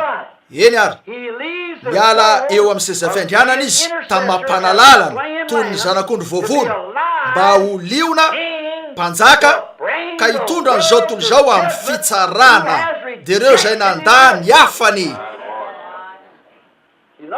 Tsy mpanalalana izy eo. Tsarovy eto ilay fampianarana tao amin'ny testamenta taloha, raha ndefainga ansika rehefa niala teo amin'ny rakitra fanaovam-panavotana ny raha, inona nisy teo? Toerana fitsarana. Ary rehefa nandroso avy any amin'ny mandrakizay lay zanak'ondry voavono niala teo amin'ny seza fiandrianany ray ka naka an'ireo zony, dia efa toerana fitsarana io. Ko de tsy zanak'ondry tsony izy avy eo, fa lasa liona mpanjaka, ary miantso ny mpanjaka vaviny mba ho eo anilany izy. Tsy fantatrareo va fa ny olo-masina no hitsara ny tany? O Daniela naka toerana ny fitsarana, ary sokafa nareo boky, ary alinalina sy arivoarivo no nanompo azy mpanjaka sy mpanjaka vavy. Ary nisy boky hafa koa nisokafana dia ny boky ny fiainana zany ho an'ny fiangonana io, ary nitsangana teo ny mpanjaka vavy sy ny mpanjaka araka ny fanadiadiana nataon'ilay cowboy hoe: raha ny tsy lany teo amin'ny haimaitso aho maly alina, nandinika nikitana teny amin'ny lanitra, nanontany hoe ny cowboy ve mety ho lasa ny ankoatra mahafinaritra any? Ny lalana makany amin'ny faritra mamiratra sy fifaliana io lazaina fa matromatroka sy tery zany, fa ilay lalana malalaka makany amin'ny fahaverezana dia feno tsatoka sy tolo lalana hatrany aparany. Misy mpanan-karena lehibe resahan'ny olona araka ny fomba fiteny teo amin'ny fiainana mpiandry omby no itenenana. Raha efa nahita ny famorina omby ianareo dia mazava aminareo io. Misy mpanan-karena lehibe resahan'ny olona lazaina fa mandray izay tonga foana izy io. Anisy toerana ho an'ny mpanotatrany izy izay anaika ny lalana ety sy tery io. Lazaina izy ireo fa tsy afoy anareo mihitsy izy, ka fatany ny fihetsika sy ny fijery rehetra ho fiarovana tsaratsara ho antsika ny voice mark sy manana ny anarany eo amin'ilay bokiny lehibe. Satria lazaina fa isy famorina lehibe any rehefa hijoro eo toy ny zanak'omby tsy manandreny ireo cowboy mba asian'ireo mpitaingin-tsoavaly ny fitsarana marika, dia ireo mpaminany sy ireo mpahita izay napetraka teo ka malala ny marika tsirairay. Raha toa ka efa nahita famorina omby ianareo ka hitanareo fa teo ny lehibe ary mpitaingin-tsoavaly nanesan'io andiana biby io, ahitany marika ny mandala eo izy ary anondran'io amin'ilay lehibe, ary ahitan'izany ilay lehibe ka anaiky amin'ny lohany, dia miazakazaka faingany eo ilay soavaly kely manodidina an'io andiana tandroka rehetra io toy izany, ary avoaka ny ala avy ao ny ombony. Hitanareo, lazaina fa isy famorina lehibe any rehefa hijoro eo toy ny zanak'omby tsy manandreny ireo cowboy mba asian'ireo mpitaingin-tsoavaly ny fitsarana marika izay napetraka teo ka malala ny marika tsirairay. Hitanareo, dia hoy izy, ataoko fa ho bibikely mirenireny aho, olona voelika no fatotsotro zao tsy misy marika, atao lasopony toy izany. Hitanareo, ho fongitra miaraka amin'ireo dahalo rehefa ho tonga ny lehibe an'ireo mpitaingin-tsoavaly. Hitanareo ve hoe izy io, lay lehibe an'ireo mpitaingin-tsoavaly, lay zanak'ondry io ho an'ireo iraka fito izay napetraka teo ka mahalala ny marika tsirairay. Hitanareo, mary io indro fa tonga izy miala eo amin'ny seza fiandrianana amin'ny mampanalalana azy amin'ny mazanak'ondry voavono mba ho lasa liona mpanjaka mba hitondra an'izao tontolo izao rehetra ho amin'ny fitsarana, dia ireo izay nandà mpanjaka manerana ny rehetra reo lay avantsika mahavotra. Nahoana? Eo amin'ny didi-pananana ny amin'ny fanavotana eny an-tanany avokoa zany rehetra zany, faly amin'ny famalala azy. Hitanareo, avy eo mitaky ny lovany izy, dia ny fiangonana zany lay ampakarina mitaky an'io izy. Inona nataony avy eo? Esory ny ala eo lay mpanohitra azy Satana, atsipony ao amin'ny fariafo izy miaraka amin'ireo zay nandray tsindrimandry avy amin'ny Satana ka nandany teniny ny amin'ny fanavotana. mpanjaka izy eto mbola eo amin'ny seza fiandrianana ny famindra-po aza lavina ny tolotra omeny. Hitanareo fantatr'ireo mpitaingitry soavaly ny maizy anareo. Ary eto lay mpanohitra azy zay nanisy olana teo aminy nandritra ny 2 arivo taona ka niteny hoe azoko atao amin'izy ireo zay tiako, mbola eo amiko izy ireo. Izy ireo za very lay didina nanan'izy ireo teo kanefa avana mavitra izy. Nilaza izy fa eo ny tena ankehitriny ka manao fifonana fandray androany. Hoy izy alefako any am-pasana izy ireo fa hoy izy amin'ny fiangonana za no amoaka anareo avy ao. Hitanareo kanefa tsy maintsy mpanalalana aloha mandroso eo izy ankehitriny tonga avy any amin'ny mandrakizay ihany miala teo amin'ny seza fiandrianany ray zay nipetrahany tony ny mpanalalana tonga izy eto mba ho mpanjaka. Anapaka ny firenena rehetra amin'ny tehimby maka toerana ny fitsarana. Ralahy lay avantsika mahavitra ny miazona an'io rehetra io marina zany. Eny tompoko inona ny zavatra ataony? Manao fiaikana amin'ilay mpanohitra azy izy Satana. Izy ireo ankehitriny zany nanangana azy ireo afitaopasana dia alainy ireo mpandainga rehetra sy ireo mpanovany teny sy ireo rehetra toy zany miaraka amin'ny Satana kapiteny ao amin'ny fariafo izy ireo. Tapitra ny aminy eo atsipony ao amin'ny fariafo izy ireo. Fantatrareo mo misy zavatra tiako lazainy eto alohan'ny amaranantsika aveo de hiazakazaka sika. Mario efa eo amin'ny 15 tsika zao fa ny eo amin'ny 15 hatramin'ny 17 tiako tsikaritra reo ny zavatra mitranga zay rehetra tany an-danitra sy zay rehetra tany ambanin'ny tany.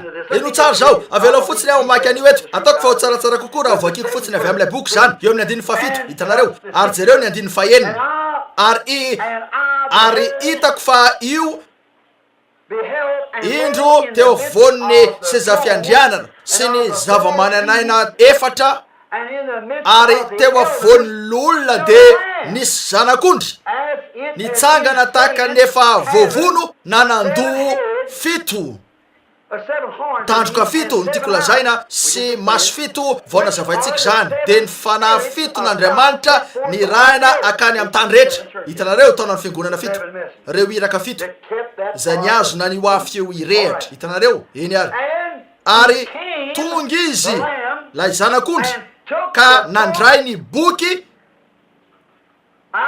teo an-tanana kavanan'ilay nipetraka teo ambonin'ny seza fiandrianana. Nipetraka teo ambonin'ilay seza fiandrianana jereo eto fa rehefa natao zany jereo zavatra nitranga raha ny jobilo ndresah eny ny famahana nire tompoka sereto mihitsy ny mitranga eto hiditra amin'ny fahanginana tsasaky ny oro sika aoriana keliny zao. Jereo ty fa anomboka niditra eo sika ho faranantsika amin'ny lahady hariva ho avy zao zany eto ihany. Fa eno tsara ankehitriny vonina venareo manaova amen. Eno tsara ny amin'ny zavatra nitranga rehefa nataony zany raha indro fa niseto ny zavaboary rehetra tsy nisy nalala ny tokony atao ary nitomany jaony indro fa tonga lay zanak'ondry nandroso teo izy ary teny atanan'ilay tompony voalohany io boky io satria lavy ny olona ka very teo aminy zany ary tsy nisy olona afaka nandray an'izany intsony mba hanafitra ny tany tsy pretra tsy papy tsy nisy arak'izay voalazako fa lay zanak'ondry ny tonga teo tsy Maria tsy masida zao na masida zao. Lay zanak'ondry ny tonga teo feno raha voavono ka nandray an'ilay boky avy teo an-tanakavanan'ilay nipetraka teo ambonin'ny seza fiandrianana. Ary rehefa nahita izy ireo hoe nisy mpanavitra fa ireo rehetra reo fanahy teo ambanin'ny alitara rehefa nahita an'izany reo anjely sy reo olona rehefa nahita an'io ny rehetra tamin'ny fotoana nisin'io fa mbola any amin'ny fotoana ho avy zany mpanalalana izy amin'izao arivo zao kanefa ho avy eo amin'io izy. Jereo tsara ary rehefa nandray ny boky izy ny zava-mananaina efatra sy ny olona 720 de ny ankohaka teo anatrehany zanak'ondry sady manana lokanga sy lovia volamena feno dedikazo manitra izy de nivavaka ataon'ny olona masina zany reo zay eo ambanin'ny alitara zany reo zay nivavaka nandritra ireo fotoana rehetra reo. Hitanareo nivavaka izy ireo mba hisin'ny fanavotana nivavaka mba hisin'ny fitsanganana ary indro reto lolo reto fa namafy ny vavany teo anatrehany satria efa manana soloteny sika ankehitriny manana avany sika ao an-danitra zay mandroso mba hitaky ny zony. ary ny hira firabavao izy ka nanao hoe ianao no medrika akany boky sy amany tompo-kaseny fa vovony ianao ary jereo ny ranao no nanavotanao an'Andriamanitra olona avy tamin'ny fokom-pirenena rehetra sy samihafa fiteny sy ny olona ary ny firenena rehetra ary efa nataonao fanjakana sy mpisorona ho an'Andriamantsika ireo ary manjaka ambonin'ny tany izy. Mitady zay iverenana izy ireo ary indro eto fa iverina izy ireo ho mpanjaka sy mpisorona voninahitra an'Andriamanitra. Mahazoana tsara zany ka mavita amin'ny teny fiteny tsy fantatra mario izy ireo. Eny tahaka ny hoe tsy ampy ireo teny ananako ka ahafahako mideranzy amin'izany mila fiteny hafa zay tsy fantatro aho mario. Ary nahita aho eno tsara zao ary nahita aho sady nandre feon'ny anjely maro enony jobilin'izy teo rehefa nahita ny zanak'ondry tonga izy ireo ka nandray an'io boky ny fanavotan'io dia niantso mafy rehefa na ijery an'io sika niankoky izy rehetra ny zavatra rehetra reo olona nafafany reo vavaka nataon'ireo olo-masina. Ino zany nisy ny seho ho avana ho antsika teo lavo niankohaka izy ireo ary ny hira nanao hoe ianao no mendrika fa vovony ianao. Jereny de jereo reto anjely reto ary nahita aho nandre feon'anjely maro manodidina sy zafiandrianana sy ny zava-mananaina ary ny olona ary ny isany dia alalina sy arivoarivo. Mario nanao tamin'ny feo mahery hoe ny zanak'ondry izay novonona dia mendrika ny andray hery sy arena sy fahendrena sy faherezana sy aja sy voninahitra ary saotra. Jobily toinona nisy tao an-danitra rehefa io indro ilay zanak'ondry fa niala teo amin'ny toerana fanaovana fifonana io mba ho tonga eto ka akany zony. Fantatrareo fa nisy fetraikany teo amin'izao zany tsy maintsy nahita ny anarany voasoratra teo izy rehefa nivandry reto tombo-kase reto tsy maintsy nanana faliana tokoa izy eno ny zavatra voalazana ary zao zavatra arehetra zao na zay any an-danitra na zay ety ambonin'ny tany sy ny any ambanin'ny tany zay any an-dranomasina mba amin'izay rehetra ao anatiny dia samy nandrea nanao hoe ho an'lay mipetraka eo amboniny sy zay fiandrianana sy ho an'ny zanak'ondry aneny saotra ny aja ny voninahitra ny fanjakana mandrakizay. Amen, amen ary amen. Ary ny zava-mananaina efatra nanao hoe amen ary ny olona efatra amin'ny roapolo dia niankohaka ka nivavaka tamin'izay velona mandrakizay.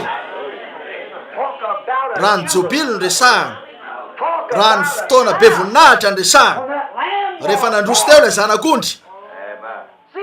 Hitanareo vo isy tombo-kase ilay boky na dia tao an-danitra azy dia ireo zava-miafina hoy ianareo ao ve ny anarako tsy haiko antenaiko fa izay fa raha ao zany dia efa natao tao amin'ny boky talohan'ny fanorenana zao toy zao fa ny zavatra voalohany izay naneo an'io fanavotana io dia ilay zanak'ondry tonga vovony talohan'ny fanorenana zao toy zao fa noraisiny ilay boky voninahitra nosokafan'ilay boky ka nesory ny aly ireo tombo-kase dia nalefany ho eto an-tany zany teo amin'ilay anjely ny fahafito mba hanambaran'io amin'ny vahoakany. Zay ary le izy ola inona zavatra antranga reo ika reo fiobina reo aleloia ny ositra ny fanjakana ny voninahitra ny fampisehoana ary teo ilay zokiolona rahalahtsika John teo ampitomanina fa hoy izy izay rehetra tany an-danitra izay rehetra tety ambony tany izay rehetra tany an-dranomasina samy nandreanika hoe amen amen saotra aja sy hery ary fanjakana ho an'ilay velona mandrakizay. Raha ny afaliana tamin'ny fotoana namanany re tombo-kase reto ny resahana tsy maintsy nijery tao John ary nahita ny tany ambadiky ny fotoana ka nanao hoe indro fa io John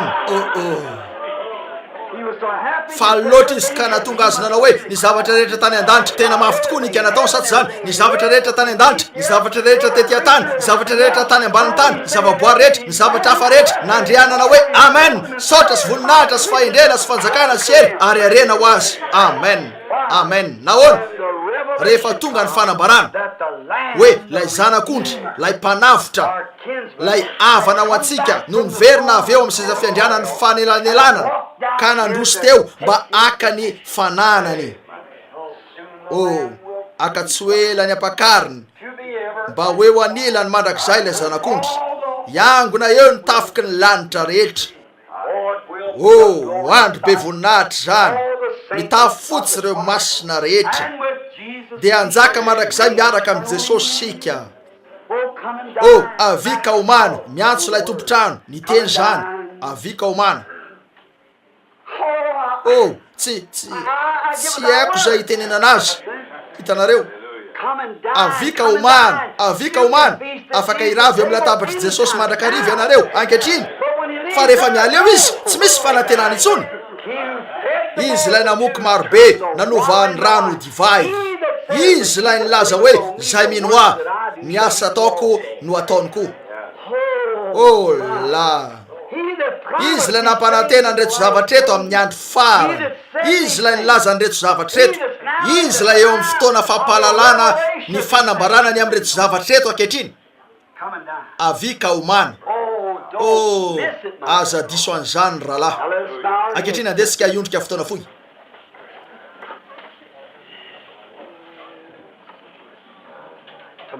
Raha pitsoariva amin'ny fahasoavan'Andriamanitra iezaka sika ny amahany tompo-kase voalohany io. Raha mahazano antsika Andriamanitra ka mela antsika hitany maizy an'io fanambarana io, dia ilaina fenina hatramin'ny fandrenana zao tontolo zao. Alohan'ny hanaovantsika an'izany, ry sakaiza-panota na ry mpiangona matimaty, movaka mpikambana fotsiny ao amin'ny fiangonana ianareo, na tsy mpikambana akory va ianareo? Koa raha fikambanana fotsiny no anananareo, mety ho tsaratsara ho anareo ny tsy anan'izany. Fahaterahana no ilainareo. Tsy maintsy tonga eo amin'ny raha ianareo. Tsy maintsy tonga eo amin'ny zavatra zay amafatanteraka ny ota hiala ka tsy hisy fahatsiarovana ny aminy intsony. Raha mbola tsy niomana ianareo atreto mba hiaona amin'ilay zanak'ondry eny amin'ny habakabaka, fa amin'ny fahefana zay nampiasa tamin'ny iraka nomen'Andriamanitra tsy tontena, ka nankinina tamiko tamin'ny alalan'ny anjely ny andriafo ny angavy ianareo amin'ny anaran'i Jesosy Kristy. Aza manandrana ny aona aminy amin'ny mampiambana ao amin'ny vondron'ny fiangonana anankiray eto tany fotsiny. Tongava raha mbola eo amin'ny seza fiandrianana lay mpanalalana raha mifahalalako azy manao fifonana, satria ho avy ny andro zay andrinareo ny tonga nefa tsisy mpanalalana eo. Satria raha hitatsika ny ora iainantsika eo amin'ny taona ny fiangonana fahafito, eo koa ny amin'ireo zava-miafin'Andriamanitra sy ny amin'ny fanamarina ny fanan'Andriamanitra zay maneho andreo zavatra rehetra nampanantenay no an'ny andro farany, dia firy sisa ny fotoana tavela. Ry sakaiza-panota tongava, tombo Jesosy eo. Efa tara tokoa zao oro zao. Mety ho tara noho ny eritreretinay azy, ary faly zahay raha mahita fa manatony io oro io. Io ny fotoana be voninahitra indrindra tamin'izay efa nisy teto tany ho an'ny mpino, fa ho an'ireo zahay mandahy, io ny fotoana mampalahelo indrindra tamin'izay efa nisy rehetra tsy vitan'izy ireo ny ahita an'ireo teny ao amin'ny alfabeta, ireo litera hitenenana azy, ka afaka nehoana ny loza sy ny fahoriana ho avy. Ary tsy misy teny ihany koa mety ho azo avy amin'ny alfabeta anananay mba hanehoana an'ireo fitahiana ho avy ho an'ny mino. Raha eo mety misy tsy manana fanantenana ngamby eto zao arivo zao, nefa olombelona mba manatsaina izy ireo. Ary ankehitriny raha mbola eo mirakotra fanaovam-panavotana ihany raha, aoka ilay zanak'ondry mba hiala eo seza fiandrianana ka ho ao ampon'izy ireo zao arivo zao, ary anambara aminy fa very izy. Ary amin'ireo tanany feno rany no anaovany hoe avira mbola fotoana fahatongavany zao. Ankiniko aminao ny afatra Tompo, miaraka amin'ny vavako hoe ho an-tananao, ataovy zay rehetra sitrakao raha eo amin'ny anaran'i Jesosy. Raha mbola miondrika ihany sika, raha tsy mbola nanatanteraka an'io nangatahany io an'io fitakiny io ianareo raha niakina fotsiny tamin'ny fiangonanareo ianareo tsy misy zavatra mahavitra anareo ao raha niakina tamin'ny fanelanelana an'izay mety ho masina ianareo dia mbola very hatrany raha niakina tamin'ireo asany tananareo ianareo tamin'izay zava-bitanareo reo asa soa dia very ianareo raha niakina tamin'izay vavaky ny reninareo ianareo na tamin'ny fahamarinany reninareo na ny rainareo raha niakina tamin'izany ianareo dia very raha niakina tamin'izay mety ho fientanana ianareo na zay fahatsapana hafahafa na zay fientanam-po tamin'ny fiteny tsy fantatra na ny fandizana raha zay ihany mba niankina anareo ka tsy malala manokana ilay zanak'ondry tsy mahafantatra azy dia miangavy ianareo eo anatrehan'Andriamanitra aho alaminy eo amin'Andriamanitra zany zavatra zany ankehitriny mivavah ao am-ponareo lalina ao ary aoka ho tsotra satria miafina ao amin'ny fahatsoran'Andriamanitra tsaronareo fa nilaza ny baiboly hoe zay rehetra nino dia niampy ho isany ary raha eo mpivavahana ho anareo zahay matoky aho fa ataonareo ny anareo dia io fanapahan-kevitra tokana ho mandrakizay io tompo anao hoe eny fa ny fanapahan-kevitra dia vato nefa mahasoa inona ny vato raha tsy misy ny mpanefy vato izay anefy azy sy andrafitra ny trano mba hifanarahany amin'ny trano koa avelao ary ny fany masina anefy ianareo amin'izay maizy ianareo ho amin'izay tokony nisy ianareo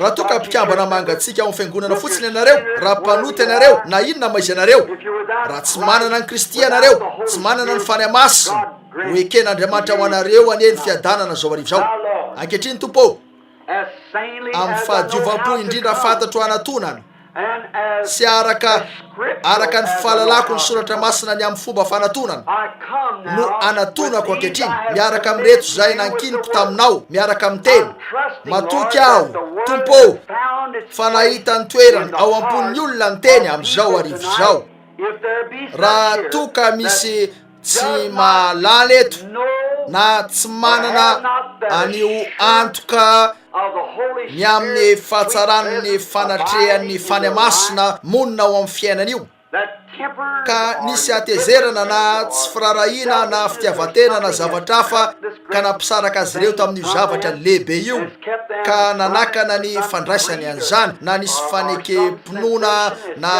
na fahatsapana anankiray izay nanakana azy ireo tamin'ny famoran'ny fiombonan'Andriamanitra ivany e zany fatoran'izany fa io zanak'ondry io avana masina feno raha io no nandroso avy teo amin'izay zafiandrianana na nivatsivan'io azavana mahagaga eo amin'ny lalana makeo amin'izay zafiandrianan'Andriamanitra io nandroso teo izy mba hitaky ny lovany ekeo zany zao arivo zao Andriamanitra mba andraisan'izy ireo azy atao amin'ny fahamatorana ane ny fanapahan-kevitra tsirairay ary afotena ho azy reriany ane izy ireo dia ilay afaka nefy sy andrafitra azy ireo ho zanaka zanakavavin'Andriamanitra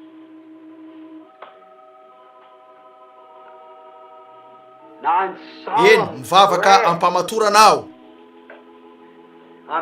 sady ataoko amin'izay fomba mahavoatarika azy ao ampamatorana eo anatrehan'Andriamanitra arak'izay efa nanam-pirofony ny tenany taminareo nefa tsy kristianina ianareo na tsy arak'izay atsotsika azy tsy hoe isan'ny mpikambana amin'ny anaram-piangonana fa kristianina nateraky indray no resaky nefa inonareo ampamatorana fa marina ny afatra sady ampamatorana no inonareo fa tsy misy azo aminjenanareo raha tsy amin'ny fahasoavan'Andriamanitra ary inonareo fa miresaka ao am-ponareo izy ankehitriny ary tianareo ny anaiky azy sady vonona ny hotefen'ny teny mba hiala amin'izay maizy anareo ka atonga anareo eo amin'izay tokony isy anareo sitrakareo ve nitsangana mba aleonareo fa ekenareo zany raha eto io olona io ka tiany anaiky anio ampindrindra io mitsangany anareo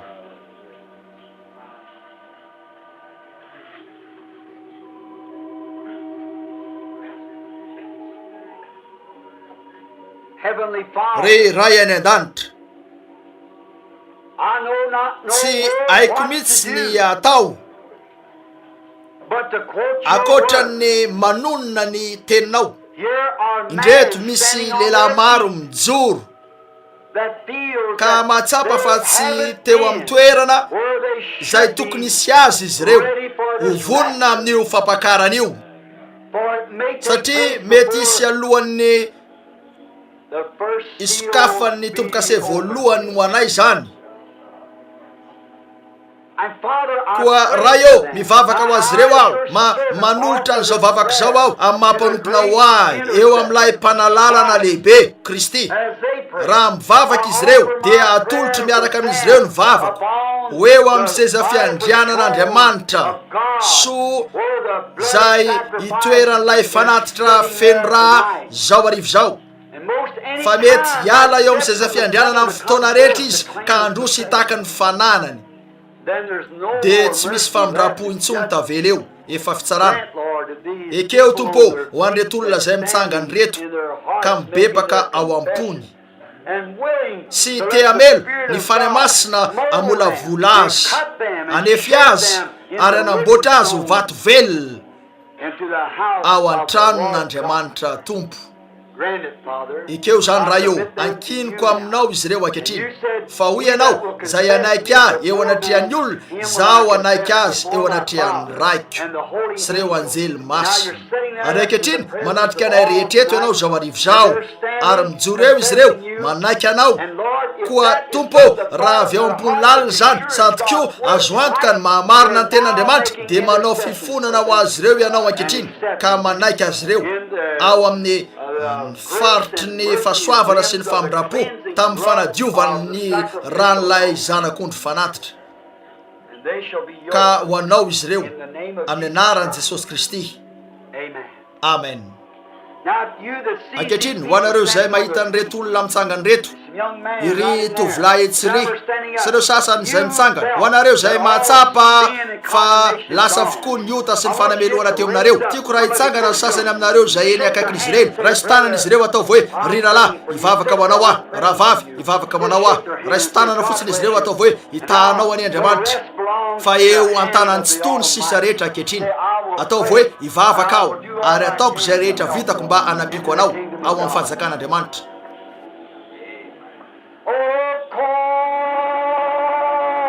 Oh, miantso anio. Oh, Jesosy no miantso.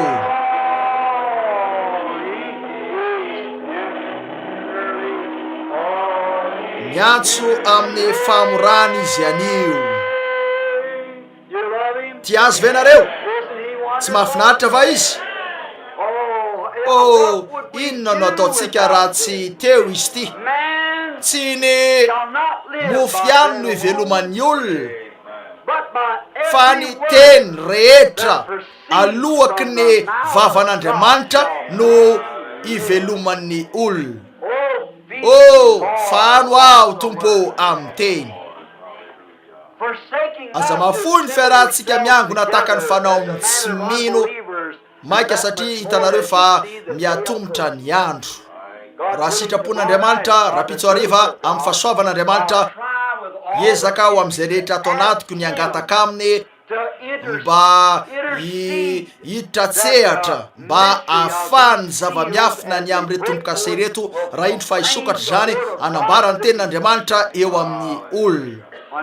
Mandra-pahitako anareo ary ombanareo any Andriamanitra. Ary ankehitriny averiko amin'ny rahalahy malalatsika ny fivoriana, rahalahy Neville ny pastora. Firy aminareo no tian'ny rahalahy Neville? Eny sika rehetra manatony aty rahalahy Neville. Rahalahy Neville, Andriamanitra ny tanao rahalahy.